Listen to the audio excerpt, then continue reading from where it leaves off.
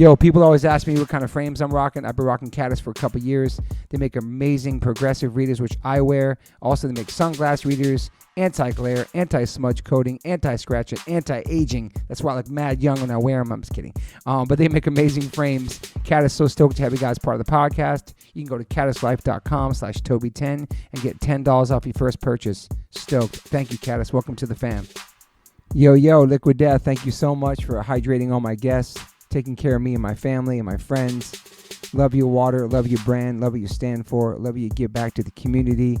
If you want to learn more about Liquid Death and how it started, listen to episode 115 with the co-founder, owner, and creator of Liquid Death, Mike Cesario. Just a punk rock skateboarding kid from Delaware with a dream.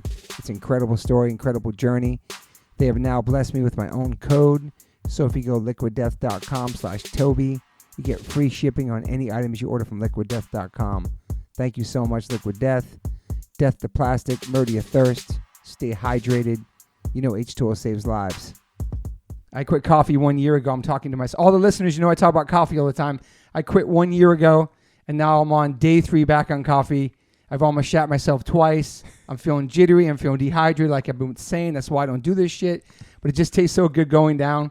I'm going to shout out my sponsors. I never do that. Shure Microphones, Beats by Dre, Liquid Death, and Caddis Eyewear. Anyway, in my kitchen right now, a longtime friend. Met this dude many years ago. And we've toured together. We've crossed paths throughout the years. He lives in California. Obviously, that's why he's in my kitchen. But I don't want to fuck up his last name. I'm just going to say, welcome to the podcast, Billy Bio. Welcome to the podcast. How do I say your last name? Think of the dude on Flatbush spinning the pie. Graziadei. Graziadei. There. Perfect. Okay, welcome to the podcast, Billy Graziadei. Yep. It's such a crazy spelling, too. It's almost like Gracie, and it's kind of weird. It's interesting. It means grace of God, actually. It does. Yeah. So you're Italian. Yep. And Irish. Italian, Irish, a sick mix. Yeah. Some straight New York shit. Northern Ireland and Southern Italy. I love. Okay, so today is actually the release of your record today. Dude, I came your right here. Your second solo record, right? I didn't even kiss my wife goodbye. I came right over here. My second record. And I'm on the song One Life to Live. It's interesting because you sent me that. We're going to get into your history, but you sent me that track over the pandemic. You're like, just spit some shit. Like, just talk your shit, whatever. And I just talked on it. And then when I got, I was like, oh, shit, this is almost like a song. It was cool. perfect, dude. It's super DIY style. It was perfect. Okay. That was weird to put that together, right, during the pandemic. Yeah. Like, come down. They're like, no, we can't get together. You have the whole world shut down. You have that studio still, right? Yep. Yeah. Yep. No studio in your house, though, right? No, in Gardena. Okay, yeah. Yeah. You've had it for a long time. I did. And that was a saving grace for me for not just this record, but the new Powerflo record. But yeah, it was my own place. So they couldn't, even though they weren't letting us travel or supposedly you couldn't travel. Yeah. And nobody was working. It was still my own place. So it's like going to my bedroom, but in Gardena, you know? Did you have to wear a mask in your own place? No. Okay, yeah. So yeah, it's crazy because the last tour that I've done and you've done was fucking 2 years ago in January. The Persistence tour, which was kind of a joke on the tour. Like, this tour is so amazing. I don't care if this last tour I do, blah, blah, blah. And it became that. It was. It's fucking crazy. It was so fun. Like, everybody hanging out every day, every night, just like singing along, jumping on stage. It was just, damn, bro. Yeah. I wish we could do that again. The same tour. 100%. 100%. In the States. In the States, yeah. 10 cities, all major cities. Yeah, because it's like those tours never happen in the States. I know somebody could make that happen. Okay. If they're listening, you know who you are. But yeah, I mean, that tour was fucking, it was just perfect. How many shows it was, where the shows were, everybody on the different buses. Like, yeah, it was beautiful, dude. It was awesome. And then life just stopped after that. Like you said, if that had to be the last thing we did, cool. I'm kind of cool with it. At this point right now, I'm kind of cool with it. I'm like, okay. Hey, we haven't been on tour. You did. Oh, you guys played. A couple shows, like 5 shows last year. But that's 5 more than most everybody else. Yeah, but now all my tours from 2020 are supposed to happen this summer. You know what I mean? But I'm not thinking about it. So the one thing I taught myself during pandemic was like, don't stress about things I have no control over. Whatever I can handle right now, do that now. So I just stayed in my podcast zone. You know what I mean? Stay in my little world and stuff, you know? That's the key to life. Yeah. You know? I don't want to stress about shit. Yeah. So let's go back. So, I mean, obviously, Biohazard, we know that. Was that your first band? Or was there a band before that? No, it was a couple bands. I almost was playing guitar for Breakdown. Wow. I never told you that story? No, you hear it first. How did that happen? So Drago, I think Drago was guitar, Drago, right? yeah. So he split, and Richie was a singer, right? No. No. Jesus. Fucking his Not name Richie. right down. It was such posers. I'm such a poser right now. Sorry, everybody No, listening. you know him. I know the singer's name. Yeah, It's it's not Joey though. no. But get that Google out, son. So him and I were friends. We used to hang out at Breakdown's great, by the way. Avenette. Yeah. We know the singer's name. I know it's gonna pop up. That's the great thing about Google. we pretend that I don't have my phone actually. I type in Google looking for breakdown. I typed in Google. What an idiot. All right, so we used to hang down at Avenue A in the park. Yeah. And friends, and somebody said, "Oh, he's looking, needs a guitar player." I'm like, "I play guitar." He goes, "Oh, cool. Do you know our music?" I'm like, "Fuck yeah." Yeah. And then I got it all down tight. Called him up for rehearsal, for a tryout. And he's like, "Dude, guitar player's gonna come back." I said, "What?" And I remember I said this to him. I was like, fucking, punk rock hardcore kid. And I was like, "You're not even gonna try me out?" And I said this to him. Offended. I said, "Dude, I wasn't confident enough to be offended, but I was like bummed out." So I said to him, "Yo, I could be like the next Jimi Hendrix, and you're not even gonna try me out." Holy shit! Never became even close. That was Bobby's department. So it never happened. And then soon after that, I met Evan, and he was working at Crazy Eddie down on 6th Avenue, and I was at a place called Flip, which was on 8th Street and 6th Avenue. And then a buddy of mine there introduced me to him, and he said, "I know this kid needs a guitar player," and then and that's it. Yeah. Were you going to shows already, like on your own? Oh yeah. Coming to the city? Yeah. Because there was another band. I started with. Who was the kid?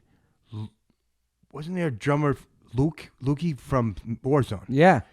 Him and I. Luke. Yeah. I think it was.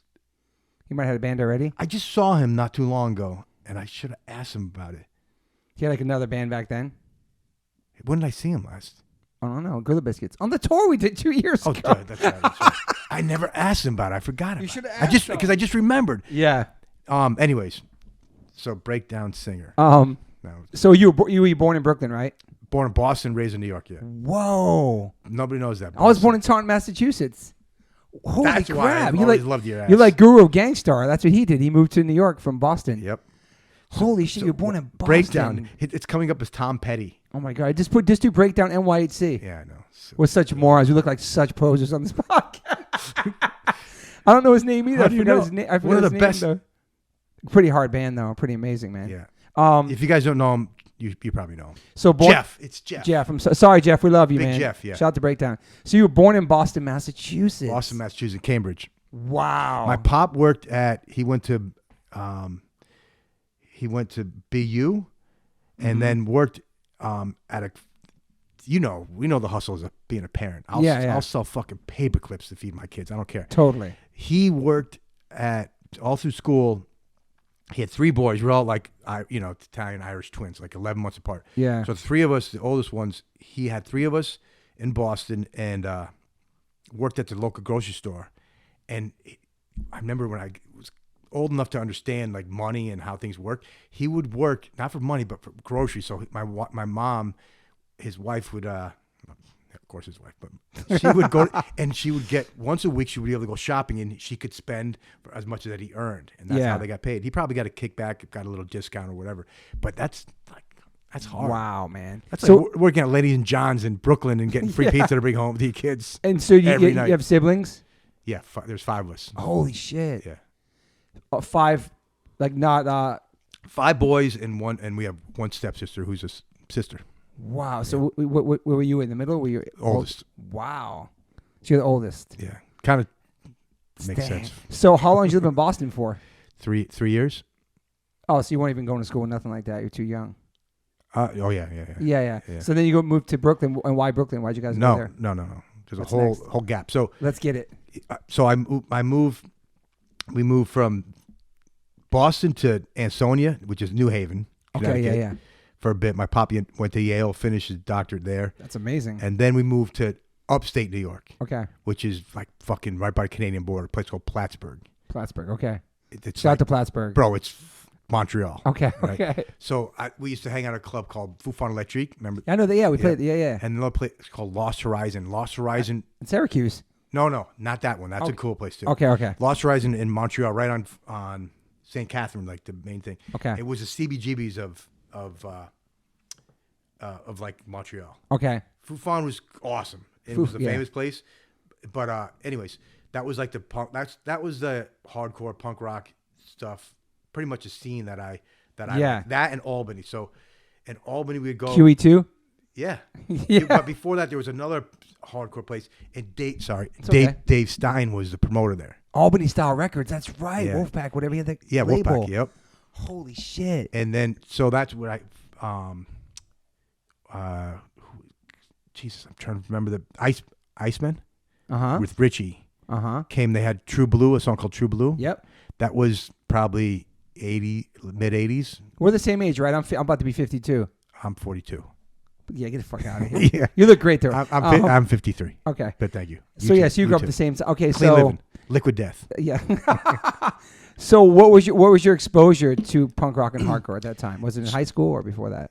High school, and I remember I was in love with two childhood crushes. Okay. This girl named Joy, and she was like a death rock girl. And I was Sick. like, oh, it was like right out of like Pretty in Pink. Nice. She was like the cool. She came into school and she was a Latina girl, and I was like, whoa, this girl's cool. And she turned me on all this great music, like Susie and the Banshees, Joy Division. So that was my first thing, and then I stepped it up and got harder with Sex Pistols. Nice. But then right from there, it was like I like how that was Minor harder. Threat, right yeah, Minor Threat.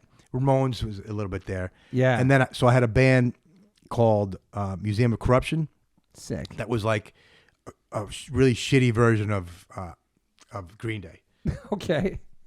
Way before Green. Yeah. Way before Green Day. Okay. And then and the singer of that band, Chris Geruzzi, was, it's probably too much. No, people love this shit. Yeah. Yeah. Because I never talk. People never ask me. Well, I'm asking you. I'm like, you go up there. I'm like, no, I was born in Boston. No, I love They this never shit. say, well, what happened between born and. You know. This deep dives over here, bro. Yeah, Let's it's go. a real deal. So when our mom passed when we were kids, I skipped a couple things. That was a really crazy thing for my life, and it how old turned were me you? dark. I was like 15. Damn. And so I watched my brother, who was 5, and it was like they got divorced, and then she got cancer and beat it, and then she died of leukemia. Jesus, it's devastating. And that's when I got that's crazy. really dark, and then moved to the city, had the band, and then beginning of Biohazard. But the early days, like it was heroin and fucking speed and rolling. It was. That was you? Yeah. What? How old were you? 18. You were doing heavy drugs. Did you graduate? Did you just? Yeah. I left. I did a year at school, jumped around a little bit, and then, but the whole time was before Biohazard. I was still like probably doing. We were all pretty bad at the beginning, like meth. Devin didn't talk about this. No. It's okay. Whatever. Okay. Yeah. So, he didn't. Maybe I don't remember. Okay. So, that's insane. it was a lot of like the beginning of Biohazard. We didn't. I think. And being such a fan of New York hardcore, we weren't accepted in the hardcore scene. I always wondered if that's why, because we were more metal kids, and we were also not up like positive. And even though I liked a lot of those bands, Minor Threat, even during using heroin, was still one of my favorite bands. Yeah. But I got so deep into the darkness of losing my mom, I blamed myself, my brothers, because we were all like. We were poor and there was no money. Even though my father was a PhD, it was struggling. 5 kids in the 70s was fucking rough for sure. Yeah. So, anyways, were you a good kid before that? Did I what? Were you like a good kid before that happened, or you went on just a bad path? No, I started smoking weed 8th grade. Okay, my son's age. Okay, 7th grade. Okay, yeah, because we left school and went to this. There was a school on. I never talked about this. This is pretty awesome, dude. Thank you for asking. So, I went to school. Like they separated. There was an Air Force base. Okay. In town, and they separated everybody. That was like became the middle school. And I don't know what happened before then, but we were like a trial thing, and they created this crazy schedule where they stalled. I think it had something to do with the buses, but you didn't start until 11 o'clock in the morning. Oh, wow. That's good. So your parents leave at 8. You're just hanging out. So you sleep late. You had to get responsible to get up. Okay. But my friends would come over, and then somebody turned us on to weed. And I stole this from my older brother. We were 7th grade, and we'd smoke weed before school. Which Wow. I hope my kids don't listen because they know I'm a You were a kid, man. yeah. But wow. lie to your kids, lie until they're 21, and then you can tell them the truth. That's a better way especially because there's so much shit. How can you say don't do, I got a crazy story about drugs with my daughter when she asked me about weed. How old is she? She's 19 now. Oh, okay. She's got a band. Not as cool as your boy, but Stop. She's badass cool, but Okay. the band is, your boy's. But I just told the story yesterday. Somebody was asking, this morning, another interview, he was asking me, and I was telling about you guys, how you took your son all over he's been all over the world as a drummer. Yeah. And he's badass. He asked if my kids if I were to take them on tour. I'm like, I never thought of that. Toby does it. I said, it'd be awesome. I said, if it ever happens, it's your it's your catalyst. It's nice to take around and see the world and stuff. It's more than you learn from school, I think. Like seeing the different cultures and stuff. All we do is, exactly, which is the beauty of life. Yeah. I love that. My daughter asked me one day, and we're responsible parents. I watch Totally. Raise your kids and your son, but you kind of have all these things planned out. You got a good relationship with your spouse. You talk about things. How are we going to talk about sex? How are we going to talk about drugs? How are we going to talk about alcohol? How are we going to talk about racism? How are we going to deal with things that are important to us and help raise them? So we had it all planned out. So I thought. I come home from soccer practice, and I was like the coach of my daughter's team, and she said, "Hey, I got a question." We're in the driveway. She said, "If you had to choose, and I came home, one night, and I was drunk or high on pot, what would it be?" I'm like, "I don't do either, so the answer is, what the answer is." Because no, if somebody like put a gun to your head, and I'm just like, holy fuck, I had it all planned out. She's throwing a curveball. Yeah. What am I gonna say? Yeah. And I'm like, listen, I said, my answer. My answer is, stay away. You don't need to. It's because and I'm like, okay, she needs an answer. I gotta come. I'm like trying to hustle. What am I gonna think? I'm just crunching shit in my head. So I said, remember when you were a kid, before we came to California, you wanted to go to Cyclone. You wanted to go to Coney Island. You wanted to get on the rattly old wooden Cyclone. And we waited for like 45 minutes to get to the front of the line because you wanted to go to the front, and then you chickened out. No problem. It was cool. We waited until you got your nerve up. We did it again. And 3 times we went back home, and you never went. She goes, yeah. I said, but remember when you came here and you finally went? She goes, yeah. I said, remember how crazy it was? She goes, yeah, it was awesome. I said, and then like a month later, you went with your friend to Knott's Berry Farm, and you told me you went upside down. She goes, yeah. Because it was crazy, but it wasn't as crazy as the first time, right? And she goes, yeah.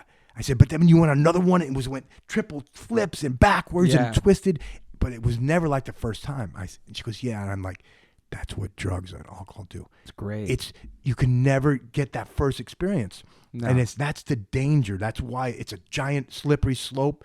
And you always look for that same experience, but it's never the same. Yeah. I said, that's why I don't do it. I said, because it's dangerous. I lost so many friends.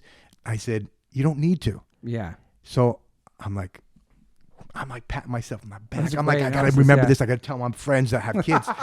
So she goes, okay, cool. I said, cool. Let's go inside. Dinner time. She goes, no, but you didn't answer me. Damn, I'm man. like, fuck. She wants an answer. So I'm like, all right. I'm like, I got to pick something. She wants me to pick something. And my wife is Brazilian. My daughter is born in Brazil. She said, cool. So they have a saying, and basically rough translation is he who drinks doesn't own his ass. Doesn't own his ass. Derek, okay. no, Derek would know. I'm sure Derek knows. Yeah.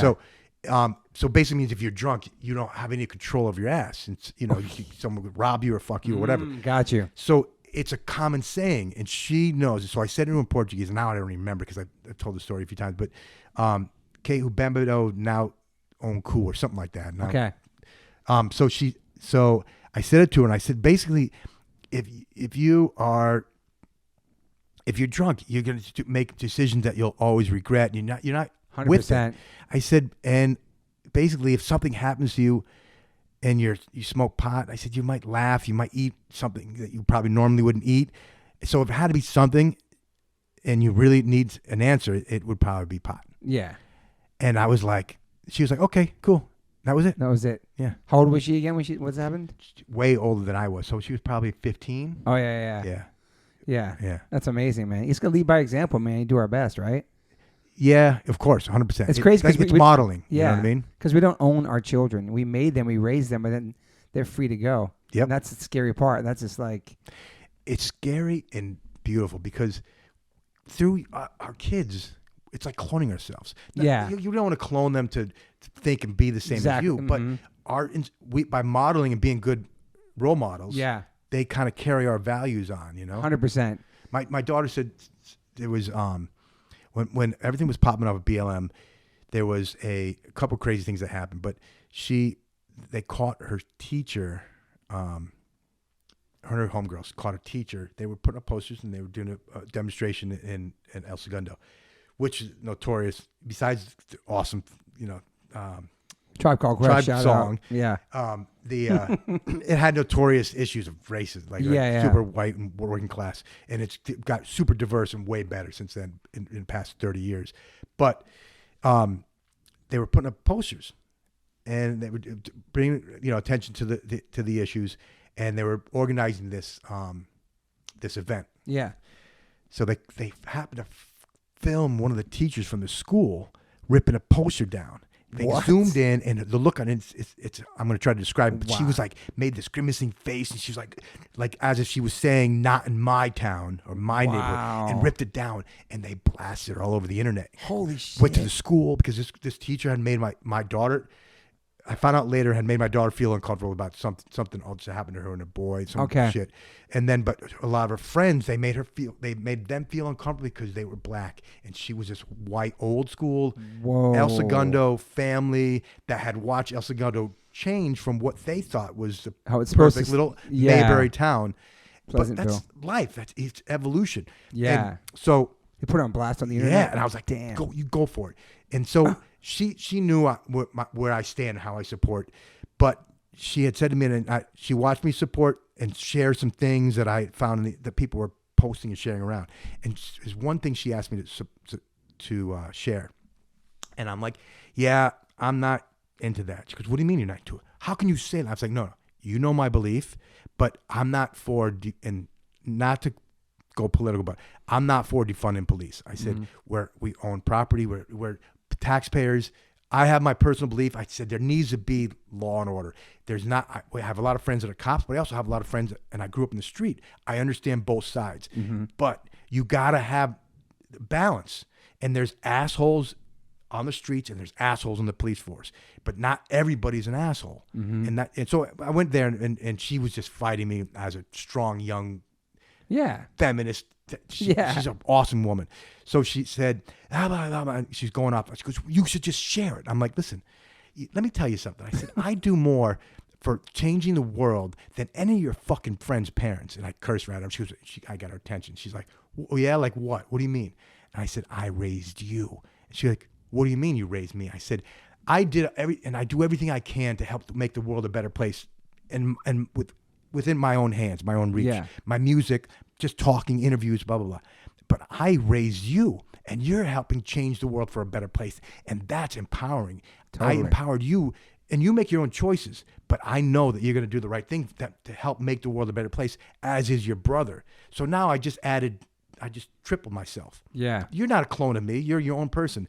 But you're fighting for the goodness of the world. Yeah. Not making it a worse place. And she looked at me, and she never asked me to share another post. Wow. I was like, that's fucking amazing. Yeah. And that's she all still from busts my balls. Yeah. I mean, I'll get to that later, but for sure, that's all the morals and beliefs and stuff we got from punk rock and everything about speaking our mind, standing up, all that we instilled in our children. Yeah. You know what? That's key, because we were talking about modeling and being a good role model. Yeah. Our role models were these, Ian McKay, like people who, I wanted, what's his name? Jello Buyer for Dead Kennedys?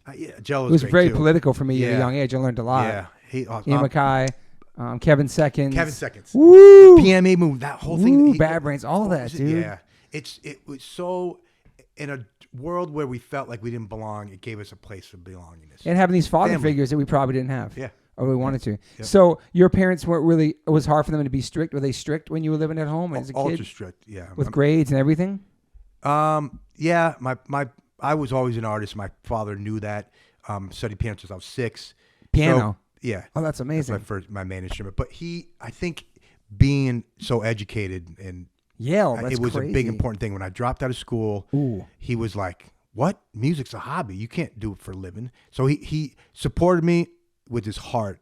But I think, he until in the mid '90s, I bought a place in Utah. So we were on tour. I remember that. You remember that? Yeah. So we were on tour with Sick of It All. Early '90s, came through. You were there. I was on that you tour. Were on that tour. Yeah. I remember you loved it there. You bought a place. Yeah, so I remember pulling out, and we looking around. It was like 360 degrees. These beautiful, It was beautiful. majestic It's mountains. beautiful there, man. Yeah, and then it was the straight edge scenes. Everything about it, I was like, "Well, this is pretty cool."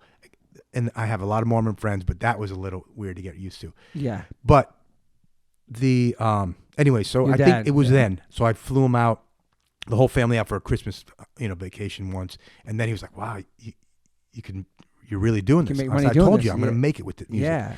And that first band I told you about, stop me if No, that's great. if I'm going too far off. No. So that band, Museum of Corruption, all the guys in the band, they were like, we want to focus on our studies. I'm like, fuck that, man. We're making something cool. We had songs about Reagan and war, cartoon death, Tuborg and Skittles. The drummer was a big Tuborg and Skittles. Drink Tuborg. There was a beer called Tuborg. Okay. Beer. Anyways, so when they split, I'm like, guys, trust me, we're going to play fucking CBGBs one day. And they're like, what? No way. I'm like, I'm going to fucking do it. Either you're with me or not.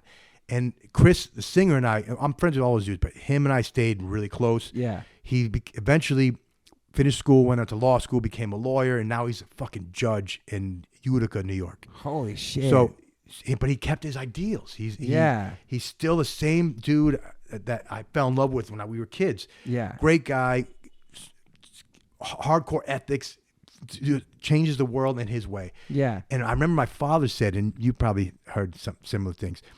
He said to me, one day he was driving down the street, my brother, and he almost hit this kid on a skateboard. And my father pulls over and he's like, fucking kid, he's got a fucking green mole. What is a kid? What does fucking parents think? And my brother goes, hey, Pop, that was Billy. And so my father, he reached out, and I wasn't living. I left home for a bit. Wow. And he reached out and took me out to eat. He's like, what do you want to do with your life? Just like, like the classic thing. Yeah. And I'm like, I don't know, Pop. I hate everything about the world. I got a lot of anger inside of me. I don't believe in, I don't, God let me down when Mom passed. I said the same thing when my dad passed too, man. Same thing. Yeah. It's impactful. Yeah. And he's like, he goes, you have all these strong views, but no one's ever going to listen to you. I'm like, what do you mean? I don't care. I don't want to be a part of society. Fuck the world. And even though I was like, I had more positive views. But for him, I was projecting this negative thing. Totally. And he said, you're the outsider. No one's ever going to listen to you. I said, I want them to. But he kept drilling that in my head. He goes, you got to find some way to take that energy and try to make a little bit of difference or turn that into something where people listen to you. Because as an outsider, you're always going to be an outsider. Yeah. Because you got a green mohawk at the time, whatever. You got a leather jacket with spikes and a American flag torn up and graffiti with fucking fang and flipper shit. He didn't understand it. To me, it was everything. Yeah. But to him, I was like his kid, he's a doctor. He was like, he's not even close to my path. He always loved me and supported me. God love him. He just had a birthday the other day. But so those words rang. And then 10 years later or whatever, we're on Warner Brothers and I'm like, suddenly more people listen to us. And as you and I found music, people listen to us. We're like, wow, we can make a small little change. Even if it's one person, I could share something about my life. And I started realizing people were relating to what not just me, but all of us in Biohazard were singing about. Yeah. And it made a small change, small dent, but his words rang loud. Yeah. And I told my kids in different ways what he passed on to me. And that conversation, what I just mentioned about my daughter. Yeah. It's powerful. Totally. And this generation, our kids, they are the loudest. Like this song we did together, your podcast, like the whole, I love that aspect element of every generation. It's the kids who are like, you only live once, and each generation more seems like the more they're fed up, the louder they scream. Yeah. They set shit on fire now. I know. It's great. I fucking love that. I know. I'm all for law and order. I'm not for destruction of personal property.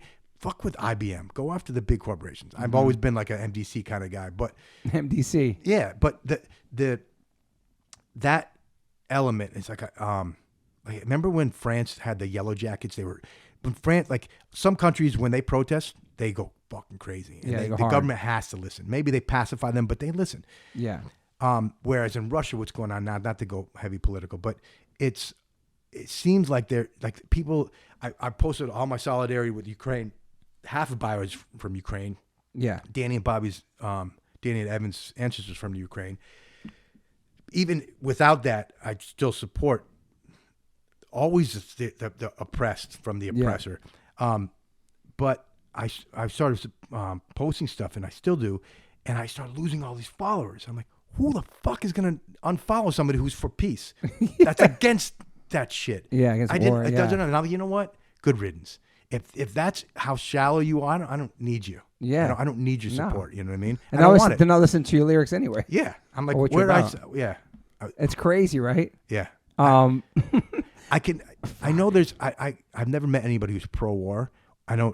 Never met anybody who is written about being pro-war. Yeah. I'm sure there is, but it's just it's unfathomable when you see all this suffering. Somebody asked me today, like, are you happy a record came out? And I'm like, yeah. It's awesome. But you know what? Every day the shit's going on in the world that makes us one step closer to World War III. And that's way more concerning. I don't open my emails to look what's happening in my personal life. I go to the news. I know. And it's hard to tell what news to follow. You got to pull so from much 3 or 4 information, different resources and try to decipher, I think maybe this is probably what's really happening. And it's fucking draining, mentally draining too. And it's all day long everywhere on your phone. It's just hard to, you know what I mean? Yeah. Like you want to know what's going on, but you also don't want to fucking go down a deep rabbit hole and get really fuck your mind up.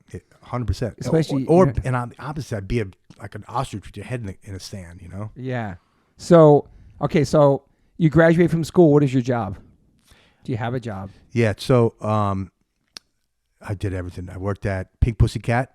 Sick. At it was, for those who don't know, it was a sex shop in the village. I worked at Flip, and the owner of Flip, who I ran into, he opened up a place on. What was Flip again? Flip was a punk rock clothing store on 8th Street. Okay. Right by 8th Street Playhouse. Okay. Remember the twins? Yeah. The twins who worked the door at places? There's 2 twins. There's Hector, Sunset Dudes, and then 2 brothers. What are they fucking named? The 2 brothers always, they worked security, all the different Coney Island, all that stuff. Yeah, they were always so cool. I forgot their names. They worked everywhere, man. Yeah, they were fucking cool. Those dudes, there was always beef. I know. We were in security, so we'd always take each other's back. But those dudes held my back a lot of times. One of my homegirls got rolled for 3-card money, and we chased him down 8th Street and caught him. Long, crazy stories. But so there was that job, Pick Pussycat. We had family that worked in private sanitation in Brooklyn, so we had to work the trucks doing that. I worked for the Italians in Bensonhurst, and I would drive a truck early Biohazard days where one day of the week I had to go around and pick up just brown paper bags. Wow. And I never opened this. It was money. I'm sure. Damn, some Bronx Tale shit. Yeah, it wasn't that bad. Okay. But I had to deliver women's garments, women's clothing. And the dudes, I remember, it was my birthday, and every time it was somebody's birthday, it was a real family kind of vibe. You get an envelope with hundreds of dollars? No, I wish. But it was they call you at the end of the day at 3:00. You come down, and all the Italian women were working the sewing machines, and whoever's birthday was, they would have a cake. So they bring me on the intercom. I'm outside cleaning up or something, and they call me downstairs, and they're like, come on in the office. I'm like, oh, maybe they're going to give me a fucking bonus. Maybe I'll get that envelope. And the guy goes, he's like, sit, have a seat. And I'm like, this is a weird vibe. They close the door. He calls up his partner. He comes down. He's a real fucking zipperhead. I can say that because I'm a zipperhead. But so he comes down, and I think we had a show that night. But he said, hey, the delivery yesterday, they were boxed short. Ooh. And I'm like, oh, yeah? I'm like, I counted, and I numbered, we number 1 to 40 or whatever it was. Yeah. And it was like 1 to 40, 2 to 40. Like we went through all this so the shit wouldn't happen. And the guy, he says, so what happened to the box? What'd you do? Like throw it out and like pick it up later? I'm like, what do you accuse me of stealing? These are Damn. women garments. I never stole anything. I would never steal from anybody, let alone you guys. You guys have been there for me, taking care of me while I'm starting my career. And they're like, and I'm like, I'm like, this is a joke. I'm like, you guys are fucking around, right? And they're like, so we open up your trunk? I'm like, you're fucking kidding me, right? And I get serious. I'm like, dude, it's my fucking birthday. I thought you were inviting me here for cake. And I'm still like a tough, New York skinhead kid. How old are you then? Probably 18. Okay. 19. And 19. So I'm like, so then I start getting pissed off. I'm like, you fucking assholes. It's like, all right, let's go. We go out and I had a blue Duster. And so I opened my trunk. Before I open my trunk, I'm open my fucking trunk. And they open the trunk and there's nothing, of course, nothing in there. And like, you see? They said, all right, cool. Now we know. I said, yeah, now I know. So go fuck yourself. And I never came back. Holy shit. And then that was it. From there, I just, I worked at Kings Plaza Mall, wearing a pink apron for ice cream, coming back from tours. Yeah. You know how it is. So in between tours, you're working still, yeah. Yeah, just different things. I worked at a chicken, pasta ravioli. I worked at a bunch of different, pickup jobs. I remember meeting you guys for the first time at the 91 Live in NYC video. Agnostic Front, Sick of It All, Gorilla Biscuits. Yeah, but we didn't play. I know, but you guys were on stage. So that's when I met you guys. And I remember, I even told Evan there's one part, and Vinny's like, yo, bring out the flag. And I grabbed the American flag. And on the other side is this long-haired dude. And it was Evan. That's the first time, Evan saw you guys. You know what I mean? Yeah. It was crazy, man. That was like an epic show. Those people talk about, from doing interviews with kids. Yeah. Those are epic. That was an epic era in New York hardcore music scene in general. And there's nothing like it. Never been anything like it. Yeah, you guys have been playing shows, obviously. We were playing shows, yeah. And the early Biohazard days, because even though Bobby, those guys always liked hardcore. Evan was... You were the guy mostly into hardcore, I was more in hardcore. I didn't like metal. They Okay. turned me on to metal. Got you. But I was jealous because we weren't accepted. I wanted to play with all the bands that I loved. So it was hard to break into that scene, in the New York hardcore scene. You feel like an outsider, even though you're from Brooklyn, in the area. Of course, yeah. CBG's in my spot. Yeah. I didn't go to Lemoore. That's where we came from. Yeah. And all the Rock Hotel shows, all that stuff. I loved it. It was awesome. I wanted to be a part of it. The first show I ever saw in New York was Bad Brains in Leeway. And I remember that tour. And it must have been 89, maybe. No. Earlier? Yeah. Okay. It was Living Color before they blew up. Truly. So Leeway played, and then Living Color went on, and then Bad Brains. But Living Color on, they opened up a Cult of Personality. Ooh. And I remember sitting there like, what is this? And then the pit, there was a pit. Yeah. And I never heard of them, but because as a kid, you didn't really listen. No one had a radio that much. And that was more, I don't remember. I think they went more mainstream, but that shit was fucking heavy. And it was awesome. It's a hard. And then Bad Brains went out. It had to be I Against I. Okay. 94? No. Not earlier. 84? Yeah, probably then, yeah. So, and that was for sure. It was at 1018. It's on the west side in the meatpacking district. Some weird. When meatpacking district was sketchy, now it's like totally different. Is it? Yeah, it's like all cleaned up it's like clubs, everything. Back then it was like it was Mars Bar on the corner over there. Robbed. I had a Well, I mean, back then it was different. You were shot and robbed at? You were shot? Yeah, but not shot, but mugged? No, by a male prostitute woman. Okay. There we go. What's I think proper you said term? that. I don't know what the proper term is for back then. Okay. Well, I know what it was back then, but it's with all due respect, I don't say this shit now. Yeah. So, our friend Chris, we were out one night. Just stop, kick me on the table. No, this is great. No, I love this shit. She, we were out partying. It was after hours. Evan was there, our manager, Big Rich, and Chris. So we were all partying. We come out on 14th and maybe 8th Ave, 7th Ave. I can't remember. And we had a place. It was after our place.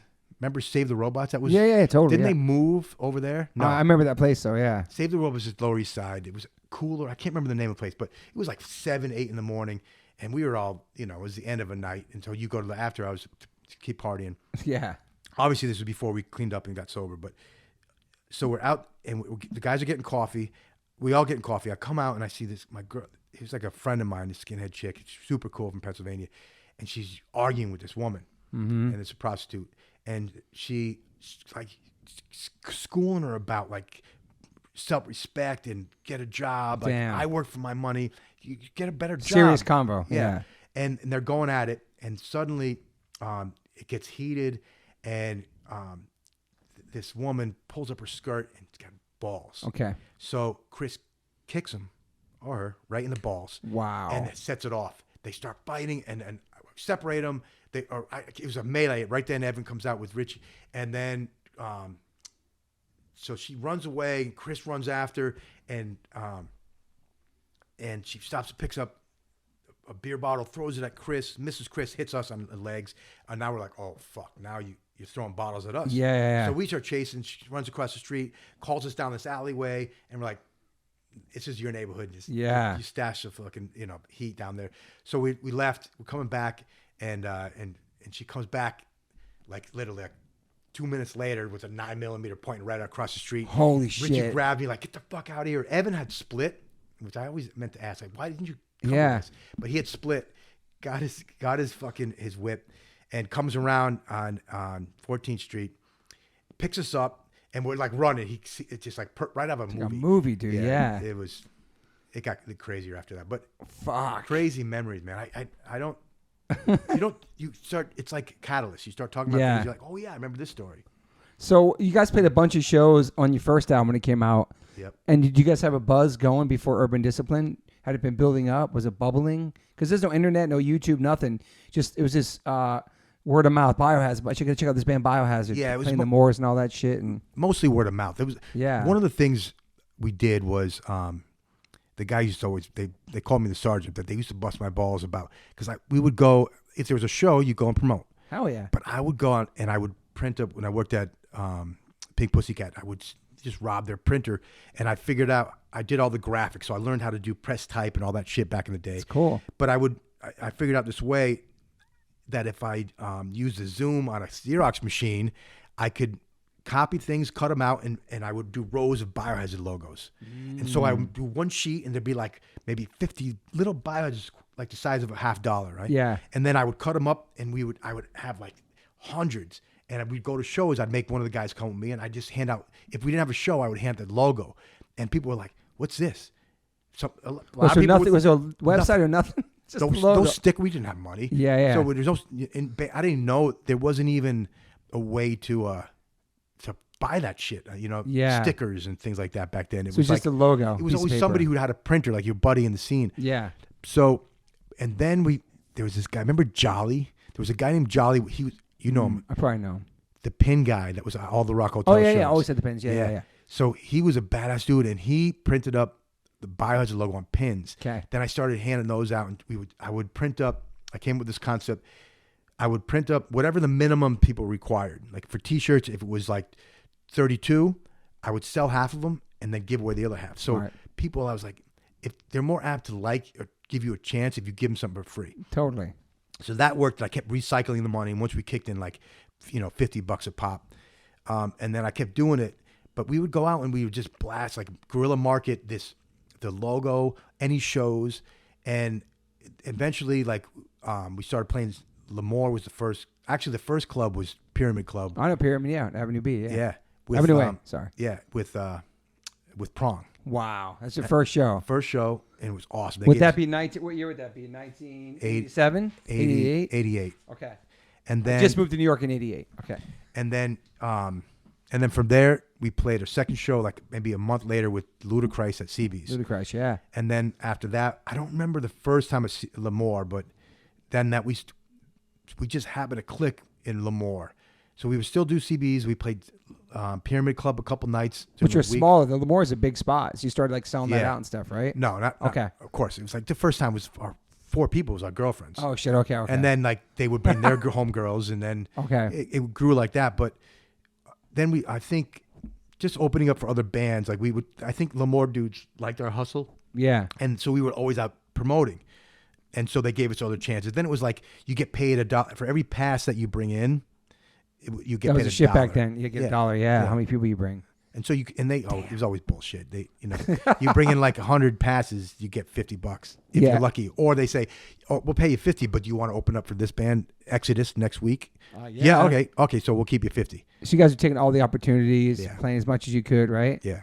And then, so what's the first album on it? That's not, what is that label? It's not Century Media. It's some other shit. No, it was called Maze America. Yes. Good memory. That's right, the first one, yeah. So they signed us and Sheer Terror and this band called The Sweet, which is a rock metal band. Okay. You know their music. I remember Sweet Diesel. No. Okay. So then 1992 Urban Discipline, that's a fucking game changer, bro. Yeah. So on Urban, so the first, we just released that, by the way, the vinyl. Oh yeah, I saw that. Yeah, it's sick. The first record we toured with, that's when we all hung out. Sick of It All. Sheer Terror, maybe? Sheer Terror. That's Sick of It All 500. Sheer Terror was crazy. Oh, that's right. I forgot about this. This is a big fucking crazy story. It was the worst and the best decision of my career. And I'll never give this advice to anybody. Like, the value of your merchandise. Like you can keep the capitalist pig slaughtering, price gouging away from your family. Yeah. By retaining them rights to yourself. Don't sell your rights because then you get some scumbag bean counter overcharging for your merchandise. So young bands out there, don't sell your merch. Print them yourself. Okay. If you ever get to a point you can't control it, have your brother print them and hire them. But anyways, we were on that label for life for the first label. They screwed over us, Sheer Terror, every band they signed. There was some other metal band I can't remember. And they took your merch too, or no? It wasn't like that back then. No 360 deals. We would tour every tour we did. We couldn't find the records, so we would pull up. They were in Long Island somewhere. Danny and Bobby would distract, the people in the office, and Evan and I would just jack cases of CDs. Damn, yeah. And then we would go on tour, and we'd bring them to shops and say, "Hey, take them on consignment." We probably never came back to get our money, but it was just to get our shit. Yeah, because you know what it's like to be on tour, and you're like, your record's nowhere. It's the worst. Like, what do you? Yeah, it's the worst. But you can't complain about it. Yeah, you just got to do it. So you would actually stock the record stores with your own stuff. Yeah, wow. Yeah. So then, this dude had us for life. We were trying to get off the record deal. We had some horrible lawyer and the best that he could do, but he got us off the label, but we had to make a deal. The guy offered us, it was like, we had to pay them like $15,000 or something like that. And in back 15 then, grand. A lot back then. Yeah. We were like, we knew how many zeros, but it was almost like, how many zeros is that? Yeah. But, so we ended up getting it. And I don't remember how this came to the deal happened, but we got a deal with this company called Winterland. Yeah, I remember it was a merchandise company. Yeah, I remember that. And they gave us like an advance for probably merch or something. They gave us like $20,000. That was a lot back then, which is crazy. Yeah, but that money, what we did was we financed. We bought off the label, and we had $5,000 left over. So we went on tour with Exploited, and we had half of Urban Discipline written. And we played those songs every night, because we had no record label. Wow! So we were making shitty money, maybe $1.50 a night. Damn. But you sleep in a van, people, you know how it is. Yeah. And so we financed that, and came home, finished writing the record, and then got the deal with Roadrunner. But Warner Brothers wanted to sign us, and we like, why? We didn't even know why. So Scott Coney, rest in peace, pulled together those guys and brought them to the table, and we're like, I'm like, no fucking way, Warner Brothers. That's a fuck. And back then it's the worst thing you could do. It was like, you sell out, blah blah. I'm like, no way. So I'm like, we got to stay with people who know our music, at least closer to what we're doing. Yeah. So he got us a deal with Roadrunner for Urban Discipline, and no bands, their deal. Nobody signed a one-off deal, and we got everybody was signing 7 records their whole life. But we got them to sign a one-off deal. It's insane. And then when the third record came out on Warner Brothers, and kept on going from there. But Urban Discipline, let's talk about that. Let's talk about Shades of Grey, Punish, those videos. And I think Punishment was the most played video on Headbangers Ball or something. That versus November Rain. Guns N' Roses, to those two, almost like guitar, or more than that, supposedly, Headbangers Ball. Yeah. And just coming from hardcore and seeing all my friends in there, we're all friends all over MTV and all that shit. I was in the Shades of Grey video. It was just a moment, man. It was pretty sick, man. It was just really game changing, I think. Just the way people actually saw the New York hardcore scene on national television almost the first time, because there was Cro-Mag's Age of Crawl. We got a no video back in the day. There was Agnostic Front, Live at CBGB's, maybe a Sick of It All video here and there, but this was like during the day. This is like everywhere, bro. You know what I mean? Yeah. It was the spotlight was shining on New York hardcore. That was when I was like, finally, like, oh, cool. Now I'm among my peers, like people like respect and love. Yeah. That we finally felt like we were part of the New York hardcore scene. Even though we were different, we felt like there was like a welcoming thing. Yeah. And having all you dudes in the video, it was like, that was where New York hardcore, and with the help of MTV and media, shedded light on something that was powerful and impactful, life-changing for all of us. Yeah, you know? for sure. The commercialization of that shit, and I get that a lot. I never liked it. I think all the members of the band did way more than me. Yeah. I always thought, I'm like, this is gonna hurt us more than help us, and maybe because when that shit happens, and it's not even my opinion, it's fact. People like you because you're the flavor of the moment. Yeah. They don't ever get deep into what you're about. People that follow you from the beginning know what you're about, and they're with you forever. Totally. So then people misunderstand you, and then people start seeing people that are liking you for the wrong reason. They start losing faith, and they're like, that's whack. And that happened in our career. And it didn't happen for a while, but it seemed like the popularity in the mainstream got way bigger than our underground following, and the underground following stopped liking us because kids who weren't part of the scene started coming to the shows, who weren't part of they saw it on TV, right? Yeah. But what I like about the videos were grimy and gritty. Drew Stone, shout out to Drew Stone. They weren't like all glossy and like pretty. They were fucking grimy. You know what I'm saying? It was still getting that play. Yeah, that was Drew in Paris too. Yeah, it was Drew in Paris. It was just crazy. Those videos. It just showed like. Yeah. It was scary, probably people seeing that for the first time. Like, holy shit, this is fucking gnarly. I remember we did the Onyx video. Yeah, the Bionics video. Yeah. The dude showed up with vests, and they were like, I'm like, why are you wearing vests? Like, yo, your crowd's crazy. I'm like, your shows are getting shot up. Our shows are all about peace and unity, and people, there's violence. Yeah. But nobody's, except for CB's. I remember that. There was some wild shit there. Yeah. I remember seeing Redman pull up. Maybe Method Man pulled up to the Bionics video. That was crazy too. Like, cool. Yeah.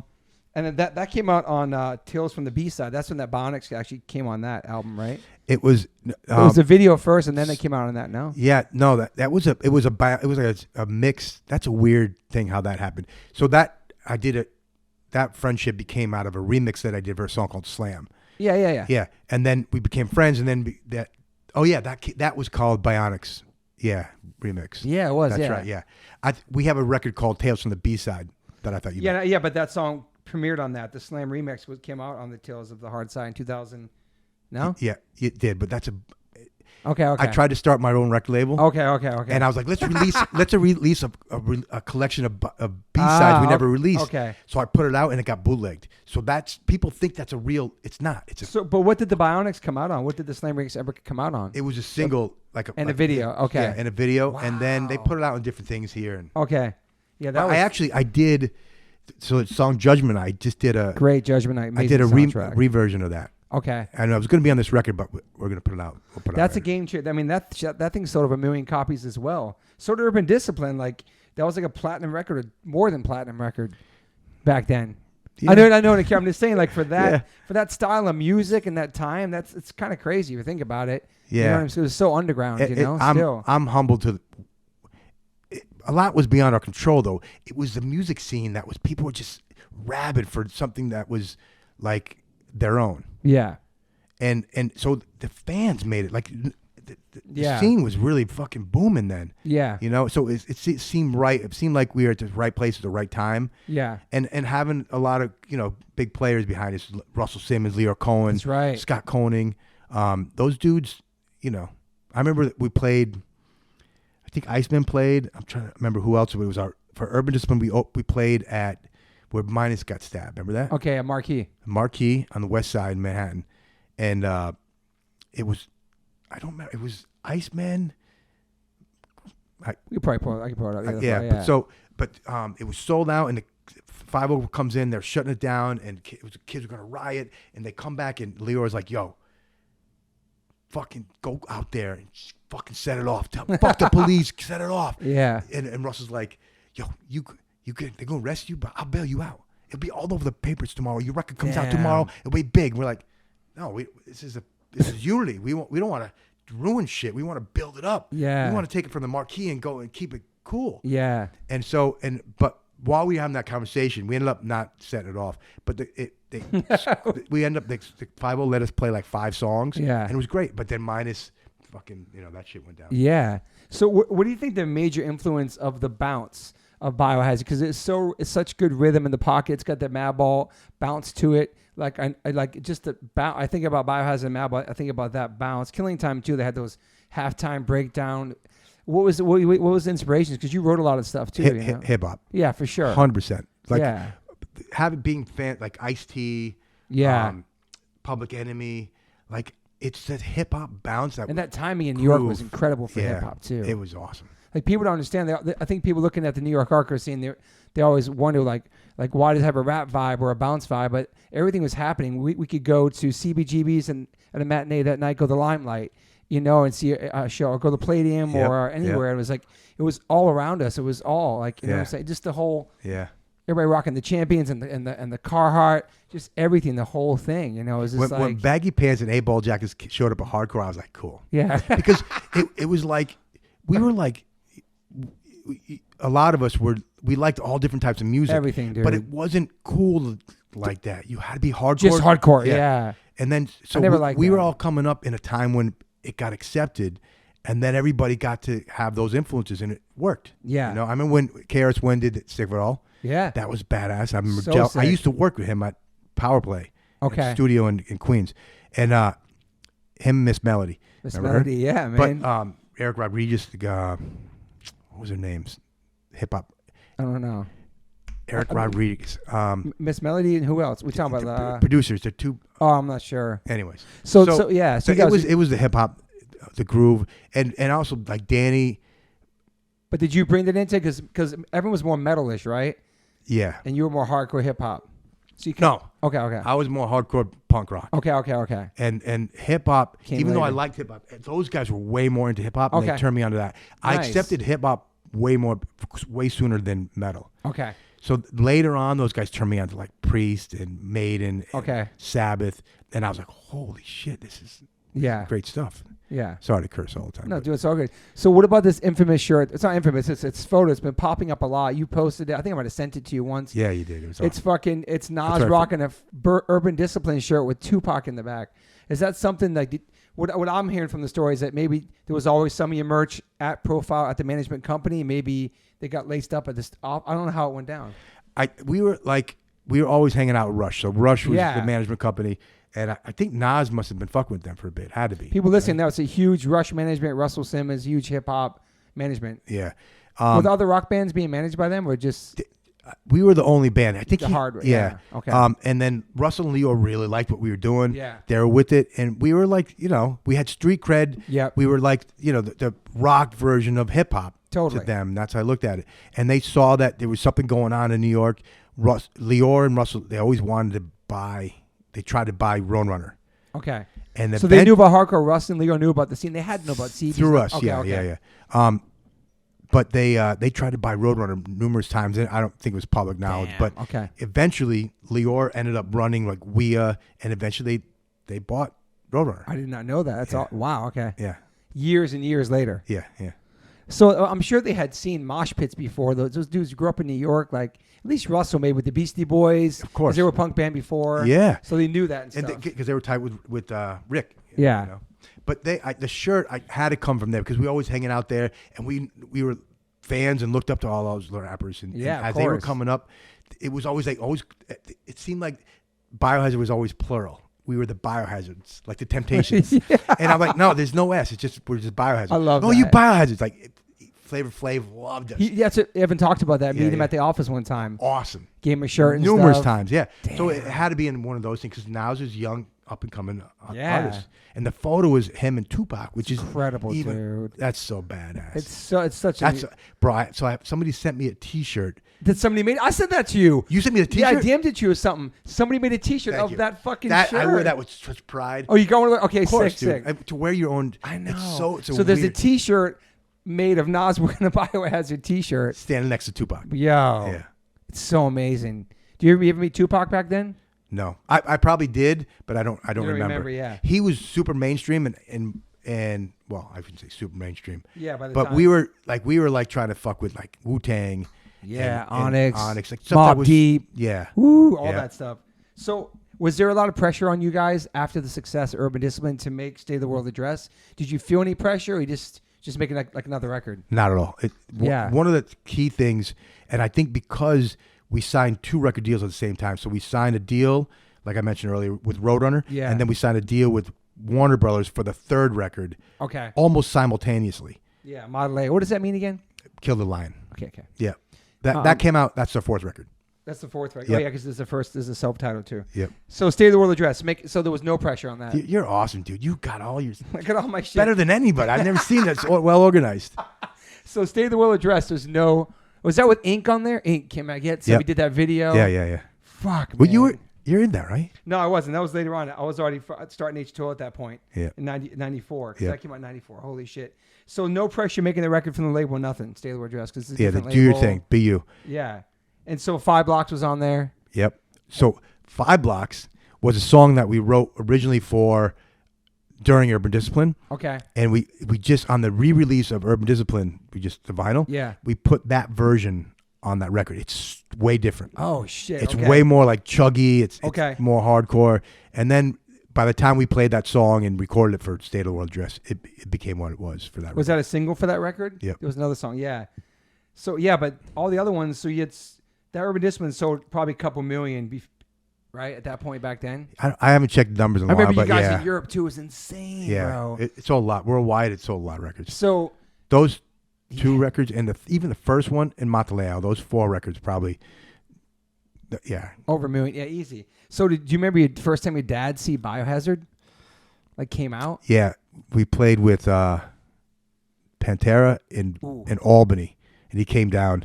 And I remember I brought him on the bus, and Bobby was, doing. Shout out to Bobby, bro. I Yeah, fucking love Bobby. He's awesome.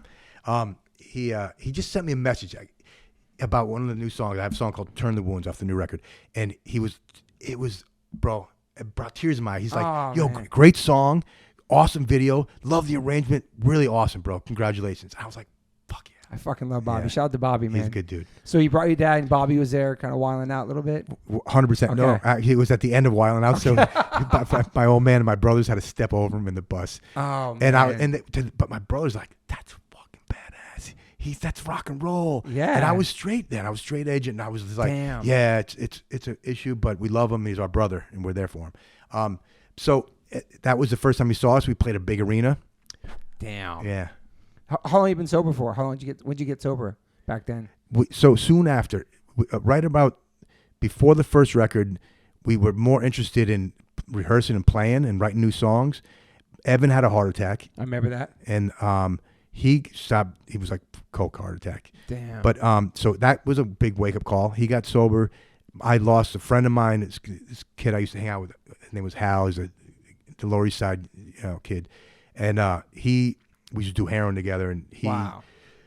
committed suicide, hung himself. And I remember thinking, I'm like, normally you OD, but his life was so bad. It was like he had a son. It was, Fuck. he's also from Boston, but he, and this other chick, Lazar, this girl, this old school chick from New York. But so we all, this other girl, I used to hang out with this girl, Rose. But we had, so when he hung himself, it was a dose of reality. I'm like, you know what? I'm not going to take that path. That's it. And so I cold turkey, quit everything, stopped drinking. It was like. How old were you then? It was beginning of Biohazard, 19. Damn. So it was, no, maybe 20. So That's amazing to it do was that 20. back then, man. Yeah. But it was like, you party with your boys, get drunk. We would go and you're the dregs of life. You're like fucking just living in a shithole, like, like your cycle of just Yeah. drinking, dark, man. drugging, and then you do heroin to fall asleep, just to chill out your night. Wake up in the morning to go to work. You do a bump of crystal meth before you go to work. Yeah, Damn, and you do bro. that like 4 or 5 days a week in a row, and then you crash for your 2 days off, and it would be on a cycle.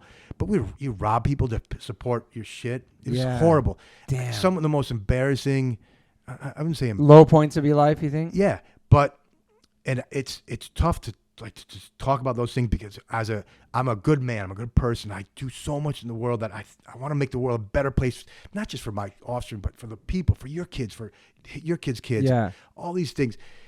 But that you have to go through to understand and to really, I think, earn a good seat in life, to do good in the world. You have to experience some you're a fucking darkness. teenager, man. You went through it, man. Yeah. Your mom died. You know what I'm saying? Like, it's tragedy, and it makes you who you are today, you know? 100%. So 19, cold turkey, that's it. Yep. It was hard? No. It wasn't. Yeah. And I think like it was harder for Evan. I think Bobby always resented me for it because he had a tougher time. And you were like his party buddy? All of us were. It was yeah. beginning. It was like, dude, the first video. There's a video we did on our demo. It was a song called Panic Attack. There's a scene in the video. If you watch it closely, it's on my YouTube page. You hear it first. And there's a scene. And we actually froze. It was back when you made videos. It was like you had to be in this editing room. It was all on tape. Yeah. But we froze it. Evan pissed his pants. Bobby's passed out. Bobby and I are passed out on stage, and I think it was crazy. We were all like doing coke before we went on stage. That's not Biohazard. That's not. Yeah. When I tell the story, people are like, Biohazard? That's not who you guys are. But to get to the light, you got to go through darkness. And that was a path that we had to take to get to a point where, which you first question is, how did it happen?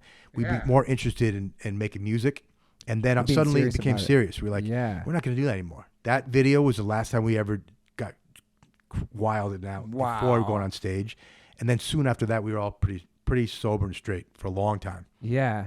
You could focus on your career. It's crazy, man. Yeah. But then having people like Umbar, rest in peace, with me. He was my tech for years. That was great because he was straight edge. Yeah. So we would even when Bobby and all the rock and roll stuff was happening, it was easy to be straight. We'd make fun of drunk people. Yeah. And it was funny, you know, like Damn, I forgot about Umbar, man. Rest in peace. That happened way after. I forgot what year that was, man. That was sad, man. He passed 95 or 96. And how did he pass again? So he was out with. We took a break, doing a new record. He went out with a helmet. Yeah, Umbar was a roadie for Sick of It All and Biohazard. I remember that. Yeah. Yep.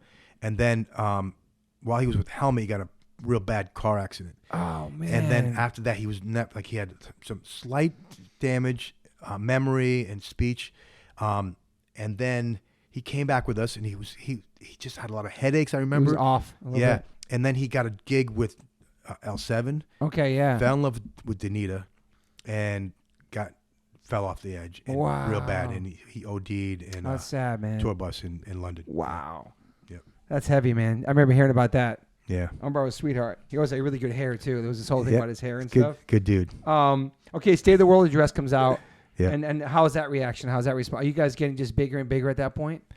Yeah. It was MTV was like they loved us. Yeah. And it just we were like the underdog, and that seemed to be like the flag waver for the underground, and people just seemed to gravitate and like Connected to it, yeah. And then it helped because New York was, everybody loves New York. Yeah.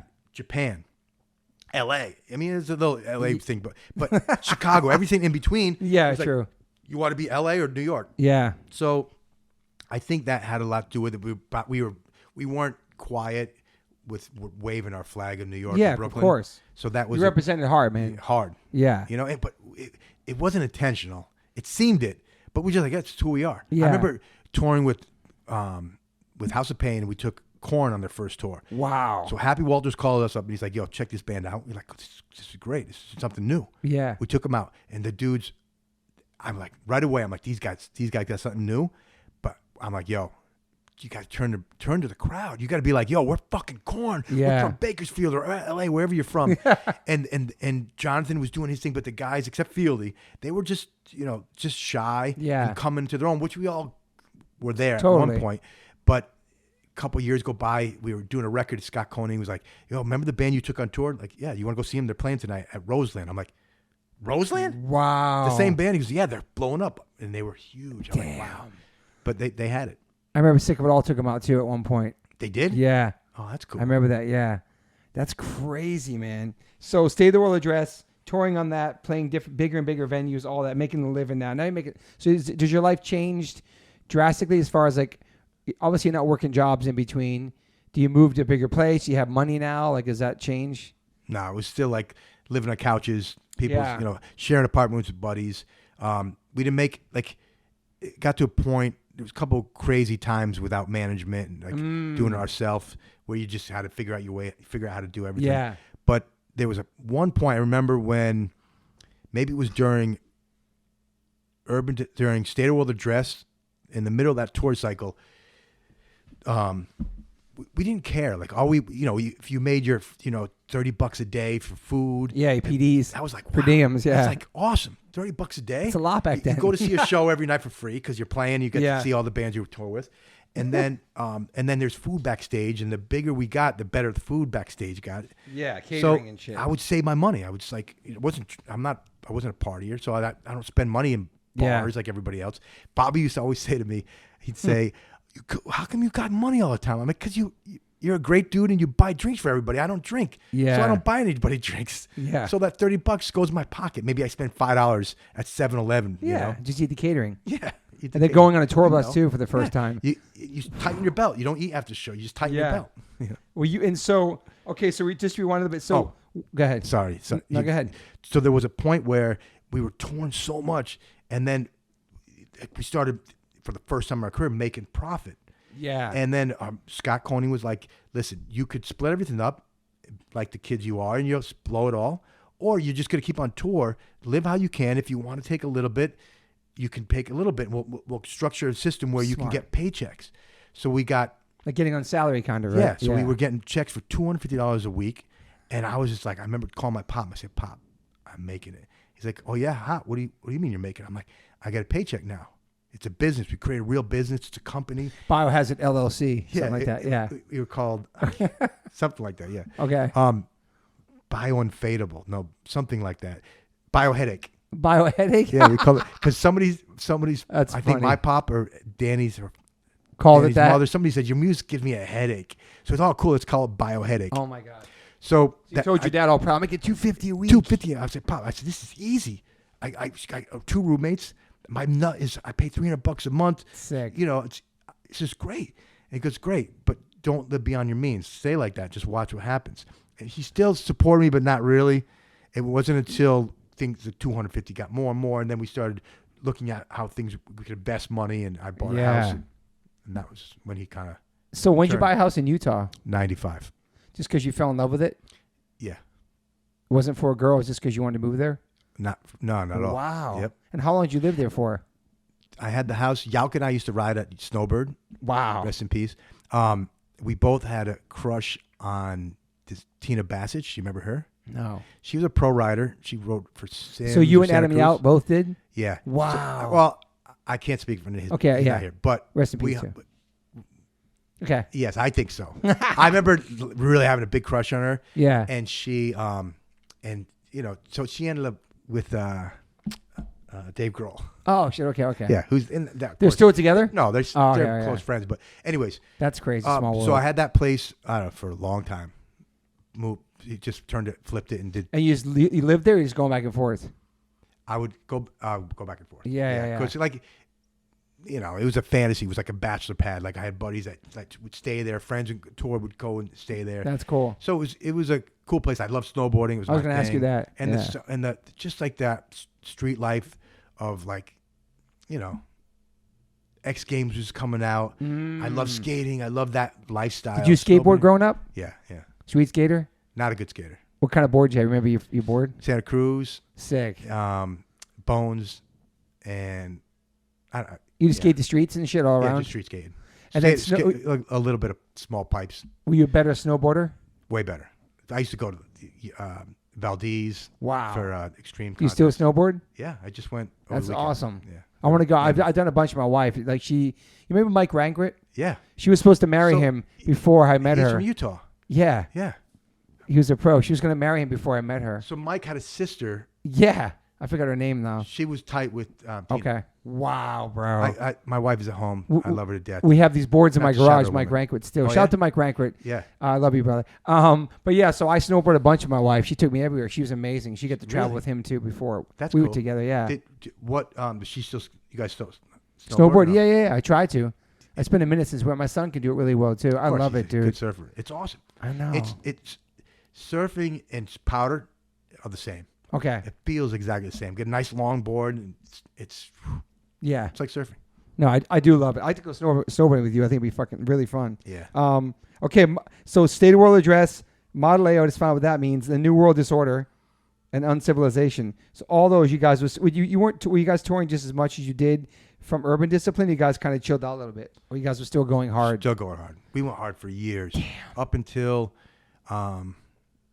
Uncivilization, because that dropped at September 11th, and after that things changed. Yeah, for sure. And you guys had kids then too.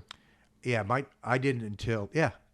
So that changes everything. Becoming a parent and then trying to balance music and touring, all that. Yeah, it's crazy, dude. Yeah, that balance, and then having the wife holding it down, man. Behind every great man, I know, is a great woman. My wife likes to add smirking because they're like, yeah, he's not so great. He's awesome, but my wife was on tour once, and you know how that is. It's awesome. Yeah. And I remember after the show talking to some people, and they were something about jiu-jitsu or something came up, and like, oh, you're a fighter, and humble. I was like talking down or whatever, but they were like, oh, you know the Gracies, all this shit, right? And my wife's like, he's not that tough. Every night in bed, he's like, stop touching me with your cold feet. And I'm like, babe, can you go on the bus? You're blowing up my spot. And the kids were just like, they didn't know who she was. They were like, who's that? What are you dissing my, the guy we're looking up to? I love the wives. They keep us in place. Humble you. They keep you in check. Yep. So you're a black belt. Yep. That's amazing. And how long have you been doing that for, jiu-jitsu? 30 years. Wow. 35. 93. And so why jiu-jitsu? Like, what was it? Did you try other things before that, or? Yeah, see, you've been Wing doing Chun, boxing, yeah. Wing Chun, Kali, Taekwondo, but jiu-jitsu. When we saw the UFC, 1993. Damn. Next day we called around, and you know who got us into the Gracies was Vinny's sister. Which Vinny? Vinny Sigma. Oh, really? Yeah. She got you in. She connected you with it. Yeah, she introduced us to, because they were all Wing Chun school in Chinatown. They introduced. I'm drawing a blank on her name. She's an awesome woman. I don't remember her name. So either. she taught us, introduced us to one of the Gracie's cousins. Okay. And you guys met him before, but we brought him on tour, and he started teaching us. Wow. Yeah. What was your attraction to that? What do you think it was? I liked it. It's not. I didn't know, but it means the gentle art. So I like the fact that Hoist he didn't beat these violent, massively strong dudes with fire. He beat them passively with like water. And that's the whole concept of jiu-jitsu. Interesting. You fight. Most of martial arts, it's fire against fire. Whoever has the strongest block counters with a stronger punch and all those things, which I respect, and it's got its place. It's cool. But jiu-jitsu is about the small man, the feeble man, beating the more aggressive, more stronger, more athletic person. Gotcha. Especially my style of jiu-jitsu. Yeah. Which was a self-defense style. Yeah. Elio Gracie, and that's Hoist and Hickson, all those guys. So that's what I loved about it the most. And it made me a stronger, better person. My kids trained since they were 5. My wife's a purple belt. Wow. So it's whole family. That's amazing. Yeah, it's pretty. So you were like a little street scrapper though. So you were getting fights growing up. So then when you realize how to do it, really know how to do it, it must change your thoughts of like, damn, maybe I wasn't fighting right that way, or maybe I shouldn't have did that, or I used my head first, right? You learn all that kind of stuff, right? Yeah, like jiu-jitsu, bro. I need to try it, man. It's chess. It's a thinking man's game. It's like the PhD of martial arts, they say. But there's such a zen, chill move to it. It's a thinking man's game. Like it's literally maneuvering, just like life. Yeah. Life is chess. So like jiu-jitsu, like any confrontations, any kind of thing, it's like there's nothing. When I was younger, I wasn't afraid. You wouldn't 'cause think I thought before I you was- did something. Yeah, You just did and it. I thought I was a tough kid. So even guys who were bigger than me, I remember meeting Fletcher the first time we were on Shout Sickle out to tour. Fletcher. Yeah, and he bumped into me, and I was like, one time I lit past, second time I turned him, I was like, yo, and I'm like, what the fuck, bro? And I looked up to him, and he's a massive dude, but I didn't care. Yeah. And I stood up to him. Nothing happened. All guys and his guy, everything, it was all cool. I didn't know. I found out later he was in one of my favorite bands. But yeah. that aside, it was like I thought I was a tougher kid than I was. It was more just my ego. Yeah. And then when I learned how to control that, and then actually learned how to, like now I'm not afraid because I don't need to go there. You know what I mean? It's like, okay, cool. I'm sorry. Did I bump into you? No problem. I have no problem apologizing. My bad. It's all cool. That's winning. Yeah. You know what I mean? I like that. I like that. Yeah. And my wife, everything at home, it's more peaceful. Not always. I'm not, Yeah. we all have our moments, but it's easier to say, okay. Yeah. Because it diffuses the situation. And that's, I know it sounds maybe kooky, but that's jiu-jitsu to me. Yeah. And if you train jiu-jitsu, you understand what I'm talking about. And if not, there's another way to say that. It's just rising above. Which is a big thing. Totally. But I didn't get it. I think I carried too much anger and chip on your aggression. shoulder. Yeah, for a long time. So I didn't get it from the music that I really looked up for, from Bad Brains to, all these great positive bands that had that message. I listened to it, but I didn't practice it. Yeah, I didn't get. Yeah. It didn't sink in. Maybe I don't. Damn. So what's after? So if your wife's a purple belt, what's next for her? Brown and then black. Damn, she's close, bro. Yeah. She's gonna fuck you up, bro. Roger's a purple belt now. Yeah, I remember. So on the Persistence tour, these guys wear their gis, called gis, right? And you guys were like doing the show. I was like, damn, these guys are serious about this, man. Yeah. Roger and I, Joe from Wisdom, and and Neil from Cutthroat. The four of us who train every day. It was cool, It was man. awesome. Yeah. So it definitely Hoyer trains. Yeah, Hoyer Pete trains. That's right. There's so many people. So it keeps you balanced. It keeps you sane. It keeps you everything. 100%. Changed your life dramatically. Yeah. Yeah. And you stuck to it too from back then, which is amazing. Yeah. Yeah. It gives me, it's just grounding. Like I've tried yoga. I love it. I respect it. I love surfing. There's all these things. And I think everybody finds a thing in their life that kind of helps them escape.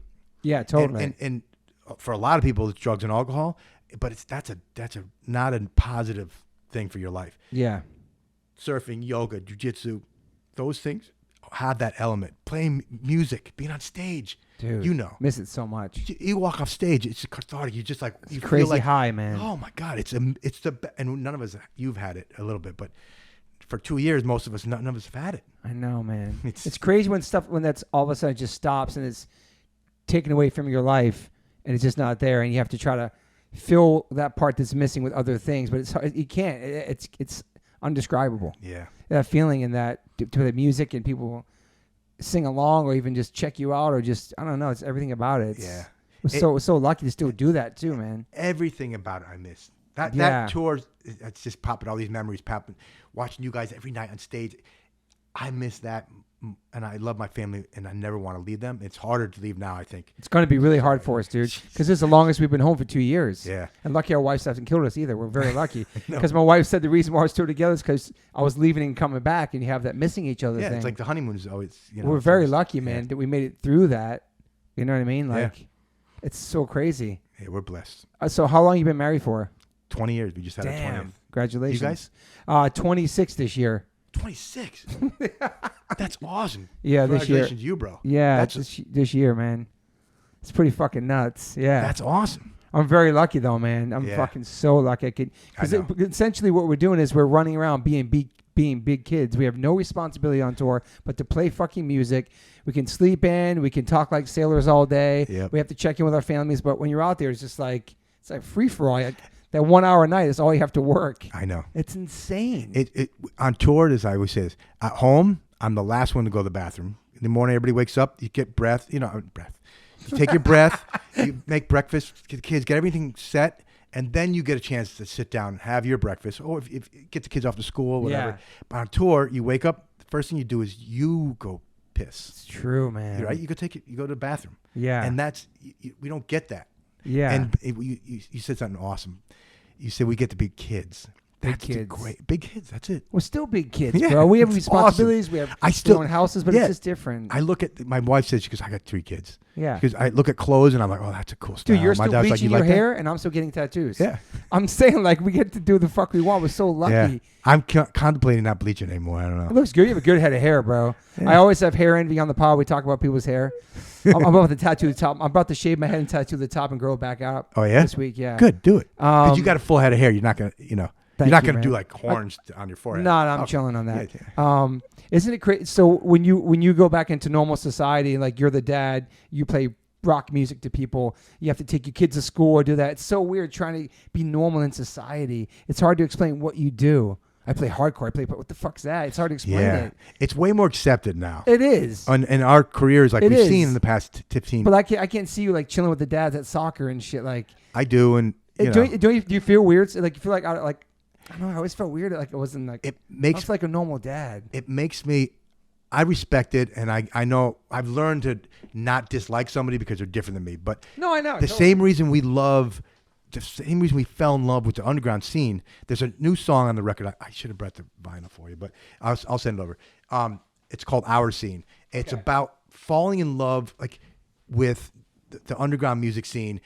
Finally finding a place that's your own, finding like family. Yeah. It's like you feel like you're an outcast. The people you hang with in high school, you're like, I don't like these dudes. Yeah, I'm friends with them, but we don't talk the same language. Yeah, I can't relate. And you feel like an outcast. And then you go to a hardcore show, and you're suddenly like, whoa, I feel like I could be myself here. With my people, yeah. And that never changes. So I guess now, sitting at those sports games and with people who don't listen to the same music, aren't in the same mindset, I look at it the same way. Yeah, totally.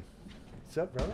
How you doing? Yeah, dude. Yeah, and there's something cool that I was kind of envious of, like just working a regular job at a company, getting full medical benefits, having a 401k, whatever it is, and just being like a normal. Then I'm like, I kind of like your life too. Yeah. Like it sounds, we do have a lot. We get to travel and do what we love, but like.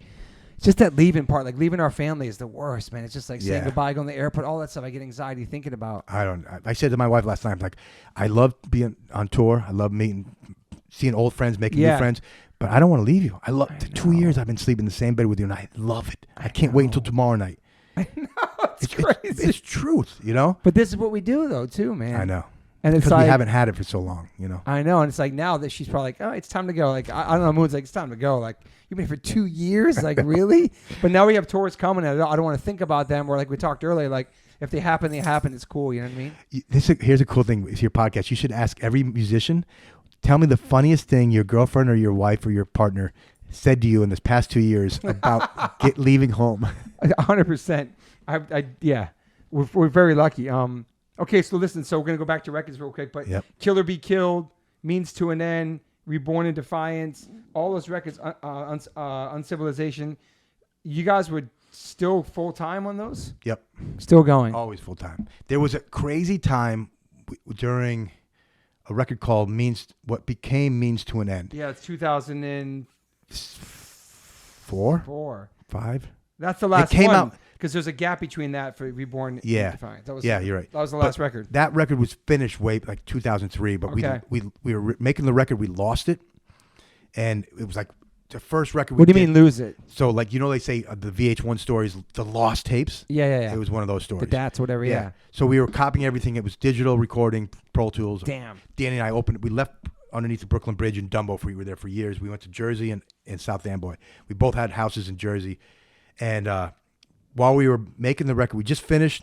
Scott Roberts was in the band, and we were backing up one hard drive to another. There was a big construction site that sent a giant electrical surge. While we were backing up, a fluke, a chance of a million, it happened, and we lost everything. The two hard drives blew it up. It set us back.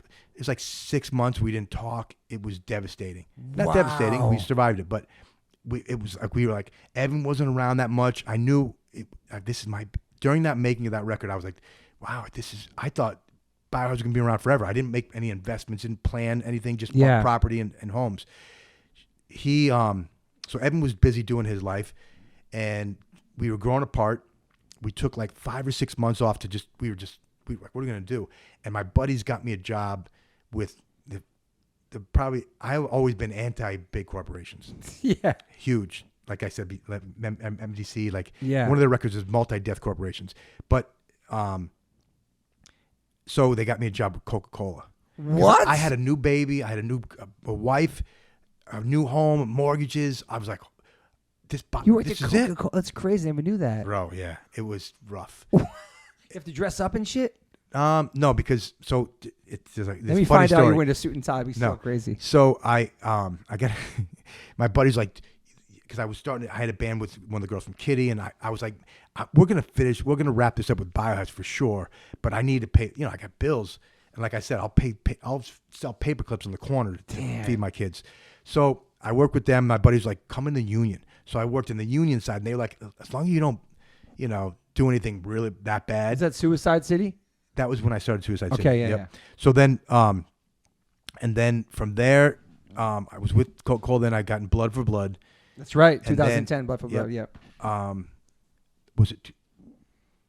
That's what it says online, bro. No, I think it was earlier. This is your life. Okay. Oh, wait. Anyways, maybe, I can't even remember. That's crazy. So, if it's online, it's true. No.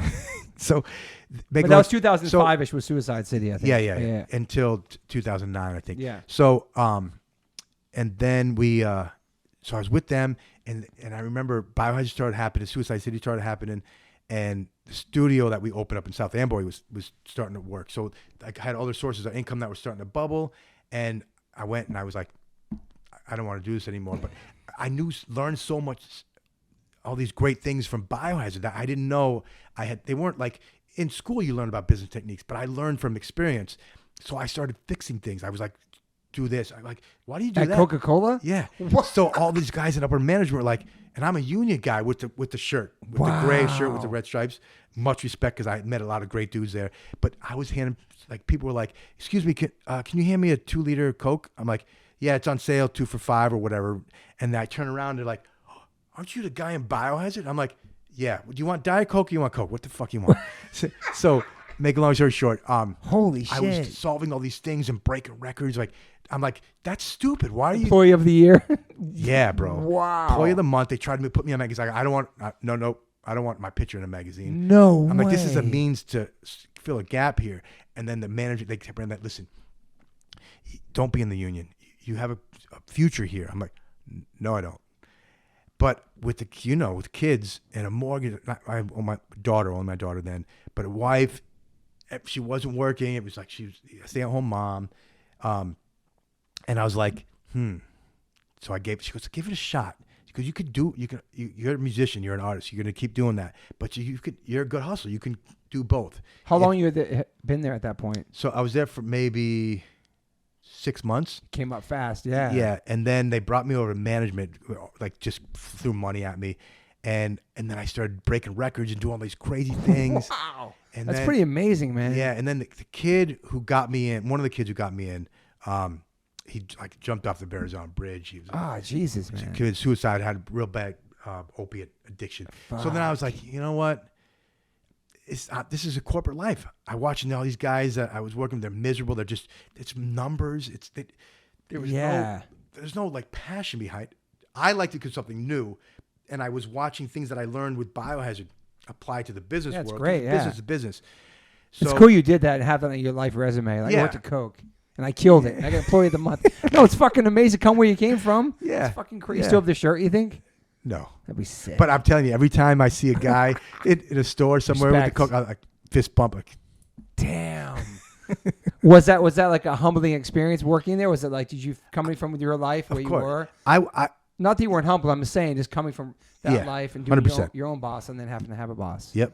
Damn. Dude, I just spent, my boy Neil from Cutthroat brought me on into his company in the film industry, and I was there up until like 2 months ago. Oh, wow. So for a year, because I made, during COVID, I came back from that tour. Yeah. I invested all this money into revamping the studio to bring it up to the modern times. Yeah. Changed everything. It was to modern times. Yeah, I mean, because I was stuck in I was stuck in the 90s. Yeah. So everything from, like, I don't know if you know much about CRM and funneling and website crap. It's just like marketing things. That's like actually small, but it's technically a lot of learning curve. But the equipment upgrade was just I had the best Pro Tools system and all this analog gear that you could get that I invested in over my years of Biohazard. I had to upgrade all the recording software, which is it's expensive, man. Well, it was so much money, and I did that all after that tour. Okay. The world shut down Yep. after I dropped this dime on the studio, and there's no work. Damn. Nobody could do anything. Yeah. I did the Count Time record. I was helping Neil write the Cutthroat record. Yep. And that Count Time record, which came out great, was the only thing I did during the pandemic. Okay. So shout out to those guys on the tour as well. Yeah. yeah, so great band. Check them out. Great kids. Yeah. They Well, adults. I'm sorry. I just for old. big I always kids. say that. Yeah, big kids. We're all big kids. So they So working on those records during the pandemic. Yeah, you put all your money into the studio. and then bam, Firewater Studios, right? Firewater Studios. So Fuck. that there was I no money to pay bills. We couldn't get any assistance. There was nothing. I kept trying to apply for the business for the studio, and I couldn't get anything. And I was like, just trying to reapply. On the business loan, Jay. Yeah. And then I'm like, I couldn't afford to pay more my nut at the studio, which is a big nut. And I'm like, because this is also investing a lot of my not a lot of my savings, but a lot of a chunk of change to do this. And my wife's like, what's going on? I'm like, it's all good, babe. It's cool. And it's cool. Keep it calm, we got checks, and and, Yeah. And then I started. So I got in a hole real bad. Neil loved the brother to death for many reasons, but he brought me in at a time in need, helped me out, and I was able to work there in the film industry. Worked on some great stuff, met some great dudes, and I learned another hustle. Yeah. But it helped me get back on my feet with the studio, and I made good there, and we're all good. That's amazing. He got you out of the hole. Got me out. What kind of films? You were independent films and stuff? So he's got it's called Green Business. Okay. So he owns a company called Real Greens. It's badass. It's not as badass as his music, because the new Count Time record, Cutthroat record is awesome. But it's so what they do is they rent like anything you see on TV, film, commercials, TV shows, anything that's green, living, or supposed to look like it's living, fake grass or whatever. Okay. There's a union for that. Okay. So they have to rent from companies that are union companies, because the film industry only that's rents. him. And that's him. He does great. Does a great job. This dude can make. We redid a scene from The Godfather. I can talk about it. Wait, what's that for? It's for a show called The Offer. Okay. But bro, remember when Michael Corleone goes to Sicily to hide out? Yes. He finds his girlfriend. She drives a car and it blows up. Okay. Do you remember that? Maybe, yeah. That's a scene you do. So we redo that whole scene. They built it from scratch. And That's exciting, man. Yeah, it's cool. It's pretty cool. Really Especially cool. love the movie, too. It's backbreaking work, but it's awesome. So you were there for about a year? A year, yeah. So now you're all good. Now you're back in your studio doing all that. Yeah. And the record's out today. So the record's out today. Buy my record. And what's the name of the what's the name of the record? Where can people buy that? It's called Leaders and Liars. It's on AFM Records. You can stream it everywhere. If you go to BillyBio.com, you can get it on my link tree. All my Instagram, my social media has a link tree link. Just click on the link in any social media platform, and it'll take you to everything cool. And you can even buy my underwear. That's a smart. I need to do that link tree. A lot of people have that. It's super smart because it connects you to everything. Yeah, because you can only get one link on Instagram, but you can always change it. But people always remember that one link. No, it's super smart. Two other things I want to hit too. You also had like some crazy industrial band called Viral. Yeah, how do you know about this? Yeah, the Viral band. Yeah, that never came out. It never came out. Okay. We did a great record. The guys, I got them a record, like a big showcase. Yeah. All these labels wanted them, and the show was the last show before the pandemic. Oh, that's 2019. That's right. That's right. And it got canceled. Damn. They played a big. I set up this big thing. It was awesome. Like a showcase. It was a big thing. It was a big deal. And then, but we ended up going back in the studio, doing an EP, and I got what's his name, Bob Marlette. I don't know if you know that dude. Mm-hmm. He's a producer. He's mostly known for Rob Zombie. Okay. But he did like tons of huge stuff. He fell in love with it, loved it, and then the manager thought it was like a famous rock. Good dude, great guy. He was in a band called Collapsing Lungs. I know. Do you remember those dudes? Yeah. Frankie Viral. So Frankie, now he does his solo thing. They changed the music, and it's like, he's a great dude, and I always support him. But that music we made to this EP, I got to put out because it's awesome. Yeah. So it'll come out. amazing. It'll come out someday. Yeah, 100%. Okay. I'm actually, when I get this Billy Bog, I'm gonna put a little bit of energy. Focus into on that. Yeah, not focus. I mean, I wrote it and produced Yeah. it. I'm not in the band, but it's kind of like a cross between Ministry, Nine Inch Nails, and Misfits and Ramones. It's great. It's a great combo. And then also, I don't want to skip over Powerflo. You guys had 2 records out, the self-titled one, and then Choose Life, 2017, 2019. Send Dog, Ray Downset, and Christian from Fear Factory. Yep. That was a sick thing too. Yeah, it's pretty cool. That was The new super fun record to do, comes out, right? Yeah. You have another record coming? We just finishing up. It'll be out later this year. Oh wow. Yeah. So 3 records total. No, 2. I thought there was a self-titled that came out in 2017, and then it was Choose Life. No. No. Okay. Oh, it's a EP we did. I forgot. There we about go. the EP. See, Thank bro? you. You're the king of music, dude. You know, you're on top. Yeah, of it. yeah. EP that came out first. Yeah. And we did a cover. We actually did a cover of "Get Up, Stand Up" by Oh, Marley, that's sick. which is awesome. But when I did the version, it was going to be a Billy Bio version. Okay. And Sen heard it, loved it. And he goes, "I can't sing that, though." I'm like, "Yeah, you can, bro." And I showed him. I helped him sing a little bit. Yeah. And he pulled it off. So we put it out, but it missed the mark. Okay. I'm straight up. So I ended up releasing my version later. But Send Dog was on a track on State of the World Address, correct? Yep, how it is. Yeah. So Yeah. that's that relationship in the 90s of hip hop and hardcore and punk was Cypress Hill was always in the mix with House of Pain. Those dudes, they're rockers. Yeah. And You that know? lasted, and that fast forward, you guys are doing a band together. I think that's awesome. Yeah, the last Biohazard record we did was Reborn Defiance. Yep. There was a song, Sen came in the studio. Yeah, he's on there? Yeah. Okay. Well, actually, we didn't put it on the record. Okay. It missed. I remember we were in the studio, Damn. and His voice is amazing. yeah, I'm called a spade here. So Sen was like, "I want to work with you guys again, but I wasn't part of the writing on the other one. I want to be part of you guys. I want to be there when you're writing." All right, come on in, man. So he's in Vegas now, but he was still in LA. Came down to the studio. Danny, Bobby, and I were jamming, and Sen. Evan's like 3 hours late. We get this song banging. It's like Sen's like, yeah, I'm feeling it. We all loved it. Evan comes in, we jam it, we play it, and he's like, "I don't like it." He just because he wasn't part of the mix. God love him. Okay. All due respect. But he kind of, and Sen told me, he goes, "I watched him throw a monkey wrench into the mix, and the song never, it's not Evan's fault, but it just didn't, sometimes So songs, it never come out. It never came out. But when Sen and Roy came to me and they said, they're like, "We got this thing going on. We want you to be part of it. Are you down?" I'm like, "Listen, Biohazard, we just left the studio. I don't know what's going to happen. We were working on a record that we never finished." Yeah. And I said, "I want to do a solo record." And I just had a boy, a new son.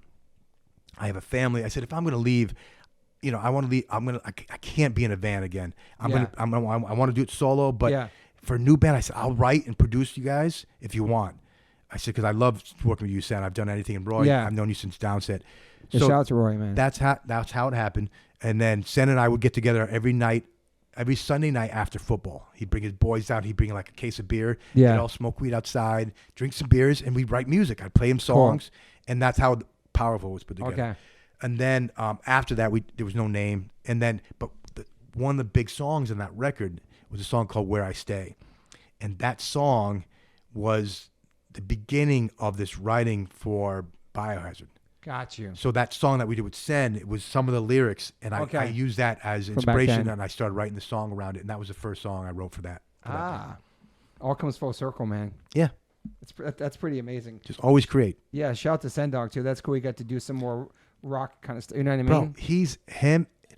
So he loves punk and hardcore and stuff. Yeah, I'm trying to get him, Roger, and Freddie together because it's 3 Cubans. Damn. Sen Dog is more of a metal dude, a hardcore dude than he is hip hop. He loves hip hop, no diss on that. Yeah. But he's a metalhead. Wow. He loves, I think, Megadeth, Motorhead, and Iron Maiden are his favorite bands. That's amazing, man. Yeah.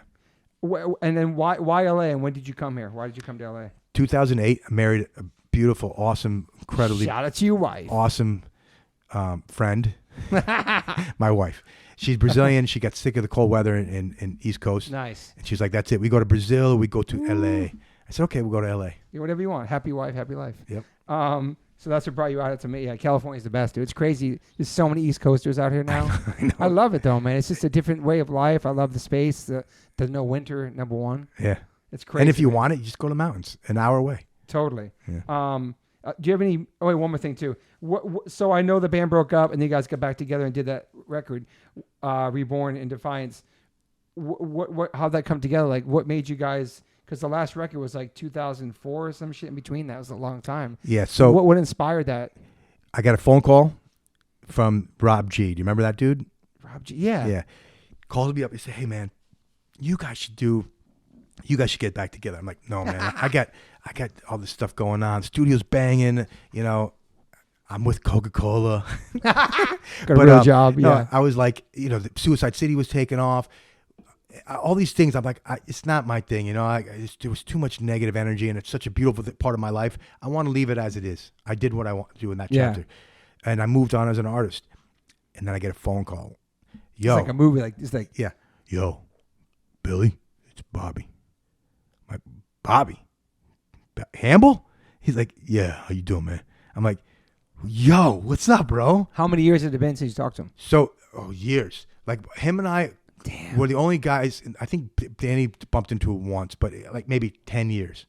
When Das got in the band, we bumped into him. We got some tickets to see Kiss. Yeah, Das from Rest in Pieces. Yeah, awesome. So he played after he joined the band after Bobby. So when but I saw him a couple times, and we were cordial. We were cool. Like I quit Biohazard. That's what happened. People think that we kicked him out of the band. I quit the band. I was sick of.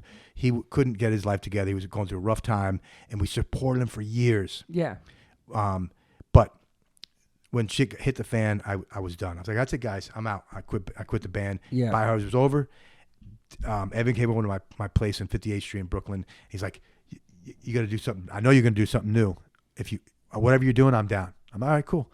Then a week later, Danny called me and said, I hear you and Evan are playing together. I'm like, yeah, we're going to do something. I don't know what it is, but something. He goes, I'm in. Wow. And then Scott Coney was like, yo, you guys are doing something. Bobby's got his issues. And this is like, this is not a public thing. So I love sharing. It's a powerful thing. Yeah. So this is 95, pinnacle of our career. Bobby, so Scott, the record label, everybody starts putting stuff in our ears and like, listen, he's got his issues. He needs to sort. You guys were there as much as you could, personally, emotionally, spiritually, financially, everything. Like try to help him out, and he's got to make that choice. Don't throw all your years of hard work away because of that. Like nah. And looking back now, because Blood for Blood did it, they stopped touring when they were like they're just making a lot of noise in the underground. Yeah. And then they went through their stuff, and they didn't tell anybody that they didn't break up. They didn't say anything. Yeah. And then when I got back together with them, when Rob was out, it was crazy. I played with you guys. It was crazy. Together. Yeah. And I was just like, wow, you guys. And I loved them. We played with them and you guys in AF before when Biohazard was still together remember with Big Riot? Yeah. In somewhere in Jersey by South Amboy, somewhere in. Okay, I think so. It was a big WST. SOU at a big gymnasium, a sports center. Oh, it was a while ago. I remember that. Yeah. So, where was I? So get back together. I'm doing the new record. Yeah. So I lost. Was I talking to Bobby? Scott. Yeah, you're talking to Bob. Well, Bobby's gonna go out and take care of himself. Oh yeah, when Biohazard broke up. Yeah. So they basically like keep it together, and then we talked. And Danny and I were like, yo, we should do this. You know what I mean? There's a lot of people that like what we do. We got it going on. We love what we're doing. We worked hard, and I think they're right. But my point was, if we would have ended it there, come up with a different name, the legacy that we worked hard for with Bobby, that he was a big part of, it would have stayed.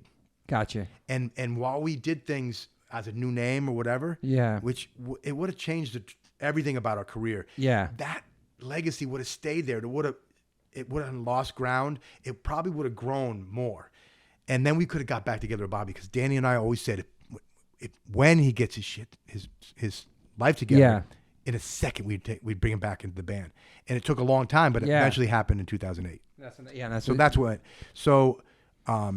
That's how it went down. I think, we never really aired our dirty laundry. No. Never had anything bad to say about Bobby. We just always showed him love and support. Man. Yeah. It's just being in a band is like a dysfunctional family. You love each other, you bang heads, and you make beautiful music together, and there's this gel and this chemistry you can't have with anybody else, man. Yep. It's special. Yeah. You know what I mean? Yeah. It's beautiful. So I'm gonna put it out there that I would love to see all you guys together someday on the stage. I'm not saying it's ever going to happen. I'm not saying you guys want it to happen. I'm just putting it on the atmosphere because I know people would love to see that someday for sure.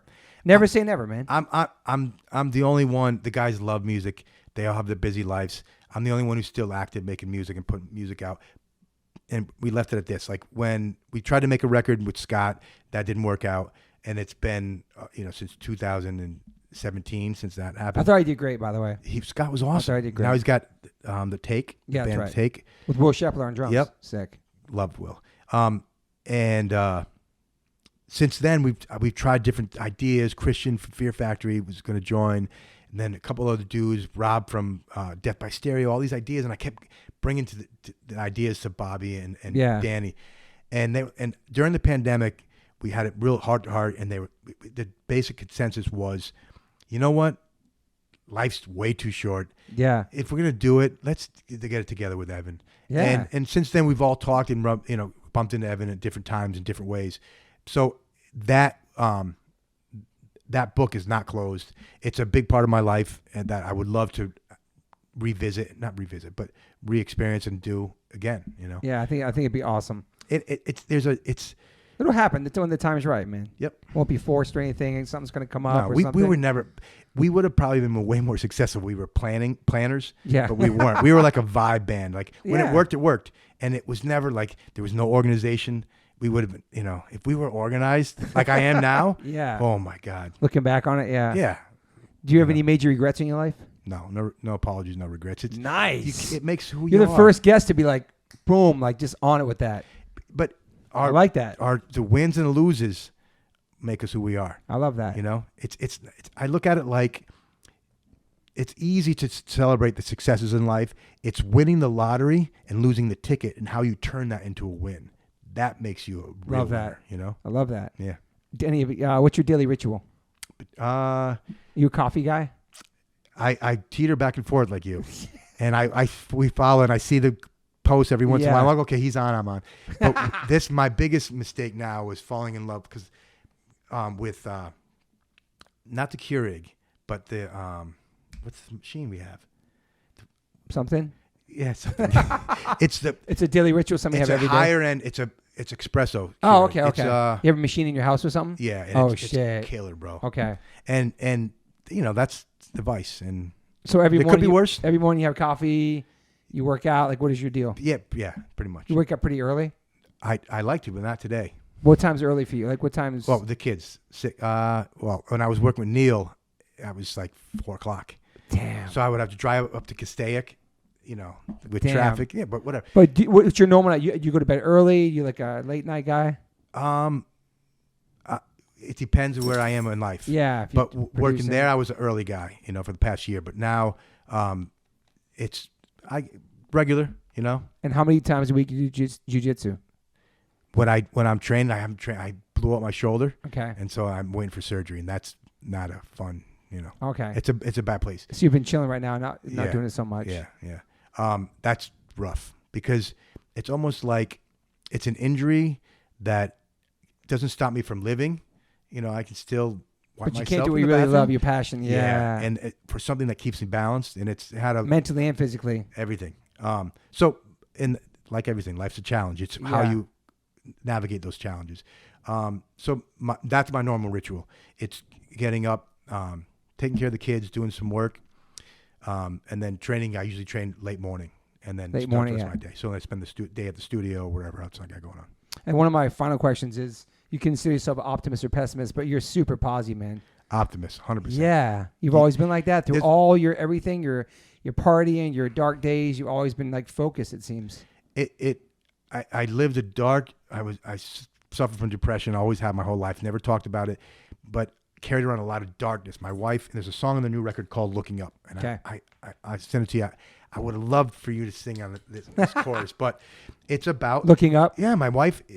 She was like, you're always looking down, and not just metaphorically, but physically. Like, and even though like I'm this kind of dude on the street, it's that we're artists. Yeah. And that I've learned that cycle of manic and depression ebb and flows of my life and most artists is what gives us our creativity and it gives us our energy to create. You get high off of that creation. Totally. And then you're like, yeah, look what I did. Isn't this great? It's the best thing since everything. Yeah.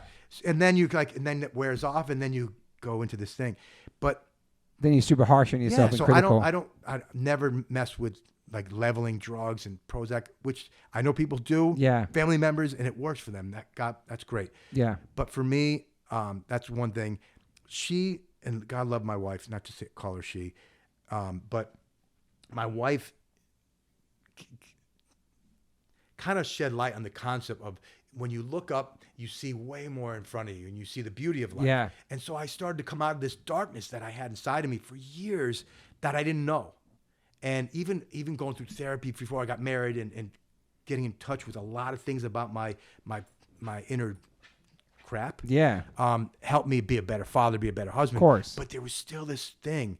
And she helped turn me, and it was tough. When we played together, I was in Blood for Blood,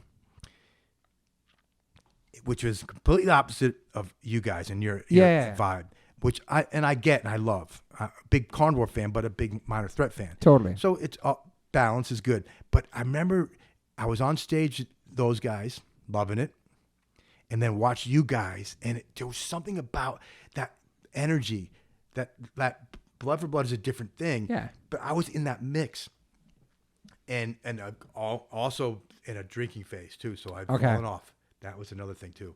And I found myself even deeper trying to leave that shit behind me, pardon my French. But that helped me. And so the new song is about that metamorphosis. The song is called Looking Up. And I owe a lot to having my wife help me turn 80% of my life that was misery and just sad and trying to find a reason to justify my sadness to flipping it, you know, to even 90-10. And we all have issues, but now I look at like that 10% is what that juices my creativity. Yeah. That's a thing I cherish. It's not something that ruins me. It doesn't control me anymore. But you always seem like you believed in yourself, and you always had like a goal that you set for yourself and pushed yourself, you know? It's important. Your whole all life. the thing I admire all the work that you do, and that is an important message. I think having something to look forward to is important. Totally. It could be anything. I love tying my shoes in the morning. Great. Beautiful. Totally, yeah. Do it with passion. 100%. Tie that knot better than any knot you've ever tied knot before. up. Yeah. You know, and there's a lot of, especially COVID. I think that people, suicide is highest it's ever been. Man. And people need to have something, you know. There was the first song, the song we did together, One Life to Live, which I found out later was like soap opera. You didn't know that? No, dude. It's the first thing I thought when I saw it. Because our song's called One Life, One Chance. Of course. And then you want One Life to Live. I was like, I'm not. I'll call space spade. You're an inspiration. Okay, dude. thank you. So I didn't know you didn't know about the soap opera. The song, no, I didn't. And One Life, One Chance, I know about what you do. Yeah. But it didn't pop in my head. I was in a uplifting mood. Totally, yeah. And making a song.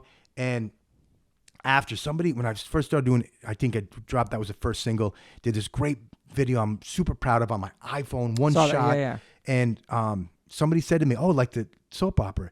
And it reminded me, as a kid, when my mother was still living, she watched that soap opera. That's crazy. And that was the first time, and I'm like, oh, and it wasn't an embarrassing thing anymore. I was like, oh, wow. Hey, Mom loved that show. Yeah, hey, Ma. That's kind of beautiful, actually. Yeah. Yeah. Wow. My mom, tell me when we got to go, because I know all good. I don't want to take your day up. I worked with this new band called Black Earth. Great band. They're kind of like a stoner rock, classic metal. It's different than my normal stuff, but I really love them. Sorry to curse a lot, but it's all good. So the singer Eric comes in, and I get really close with my bands I work with. It's like I'm a fifth member. Yeah. I let them do their thing, but I'm kind of like really in there with the creativity. So the singer is always usually the last one I get closest to, and it's always the closest relationship because that's when you really get into the heart and soul of the band. Lyrics, yeah. So him and I hit it up. I recorded all the music. We really hit it off well. It's first session, and then we took a photo. He went home. The second vocal session, he comes in. He said, "Hey, I don't want to, cross an inappropriate line or a boundary, but my wife has, she has these ability to reach people. Some people that aren't here and people that want to send messages. I don't know if that freaks you out or scares you, but I showed her a picture of us. And I'm like, oh, please tell me. And she tells me, showed her a picture of us, and she immediately smelled smoke, and suddenly someone appeared. I can't. This is fucking rough. Wow. So she Holy crap, I've never seen Billy from Biohazard cry. Sorry. Wow, this is heavy. So she's standing next to her. She goes, suddenly someone's standing next to me, and my mother wore glasses, but she was an actress, a singer, and a nurse. And she was super conscious about glasses, so she never took pictures. So no one knows, so she's wearing glasses, she's smoking a cigarette, and she used to flick the cigarette with her thumb. And she goes, she's like, I've been waiting for this moment forever. Damn, man. Tell him. It's okay. Take your time. And as a parent. Yeah. And your pop. Yes. You not having them see what you become, but most important, what I created with my wife. Yeah. My life, the good man, the good husband I am, the all good that. father that I am, the good kids that we're raising. So, I believe your mom's watching, my dad's watching for sure. Yeah. So she said, tell him I support him and I'm proud of him. Wow, man, it's fucking heavy, dude, bro. Yeah. So she and she let a couple more messages. She said, I wouldn't have chose the path. And I think that's because of the dark things that I've done. And I mentioned them before. So those things, which I, as a parent, I understand. And then I got another message recently, and it's like, I just stopped working with Neil, and the message was my from his Eric, mom to you. Yeah, my boy Eric's wife said, please tell Billy, I got another message. His mom came to visit me again. She sent me a picture of a ring she was wearing, which is it's crazy, bro. Jesus. It was the ring we bought her that, it was a gift before she passed when we were kids. But she said, the message was checkered flag. Wow. That's like, you won. You won. I took that, I was like, you know what? I created two during the pandemic, besides the bands that I worked with, but this record, every record, your record, the Biohazard record, it's the second record that really makes you cut your teeth. Yeah. The first record is like you have your whole life to put it together. But that second record is like, it's when most people go, wow. Yeah. Everything that's good, you really shine in that second record. So this is my second record. This is not a marketing thing, dude. It's a real deal. I'm like trying to figure out what's the checkered flag. I'm like, it's a crossroads. Pandemic's over. Now we're horribly in, not to be negative, but what's going on in Ukraine. But the checkered flag is my mom's signal to me, like, you go, pat in the back. Marathon continues, all that. Yeah. Wow. Fuck, man. That shit got real heavy, man. That's crazy about that, man. Sorry, dude. No. I love to find somebody can send me a message from my dad. That'd be fucking amazing, man, Connect me, maybe connect me with that person. That might be kind of fucking heavy, man. 100%, dude, as soon as I get off. Woo! All right, Billy. Fuck, that was 2 hours. That was your life. That was amazing. I want to double check my notes. So, One Life to Live. I'm on that. Record's out. Leaders and Liars. Super stoked for you. Glad to connect with you finally. Thank you, brother. I appreciate it. Known each other for fucking almost 25 years. Fucking the record's out. 20. Right? It's been 20. We've been friends since the Sickfried tour. Before that, we met. I probably got met close you like 89, 80, 89, something like that. For sure in the scene, but when we spent time together, on tour together with Sickfried. Yeah. Fuck, Billy. Thank you for being here. Thanks. We'll definitely do a part 2 one day. We talk about everything. Oh, if you had here's one last thing. Would you have to name your like top 5? You have any top 5 artists or inspirations? Bad Brains, hands down. Led Zeppelin. Minor Threat. It's good so far, man. Beatles. Woo! Beatles got in there. And Johnny Cash. Damn. That's one of the most diverse top 5s ever. It always changes because there's like top 50, right? That's great, though. But whatever pops in my head, That's a good top 5. I'm glad you didn't say if you were on an island. No, I do that shit.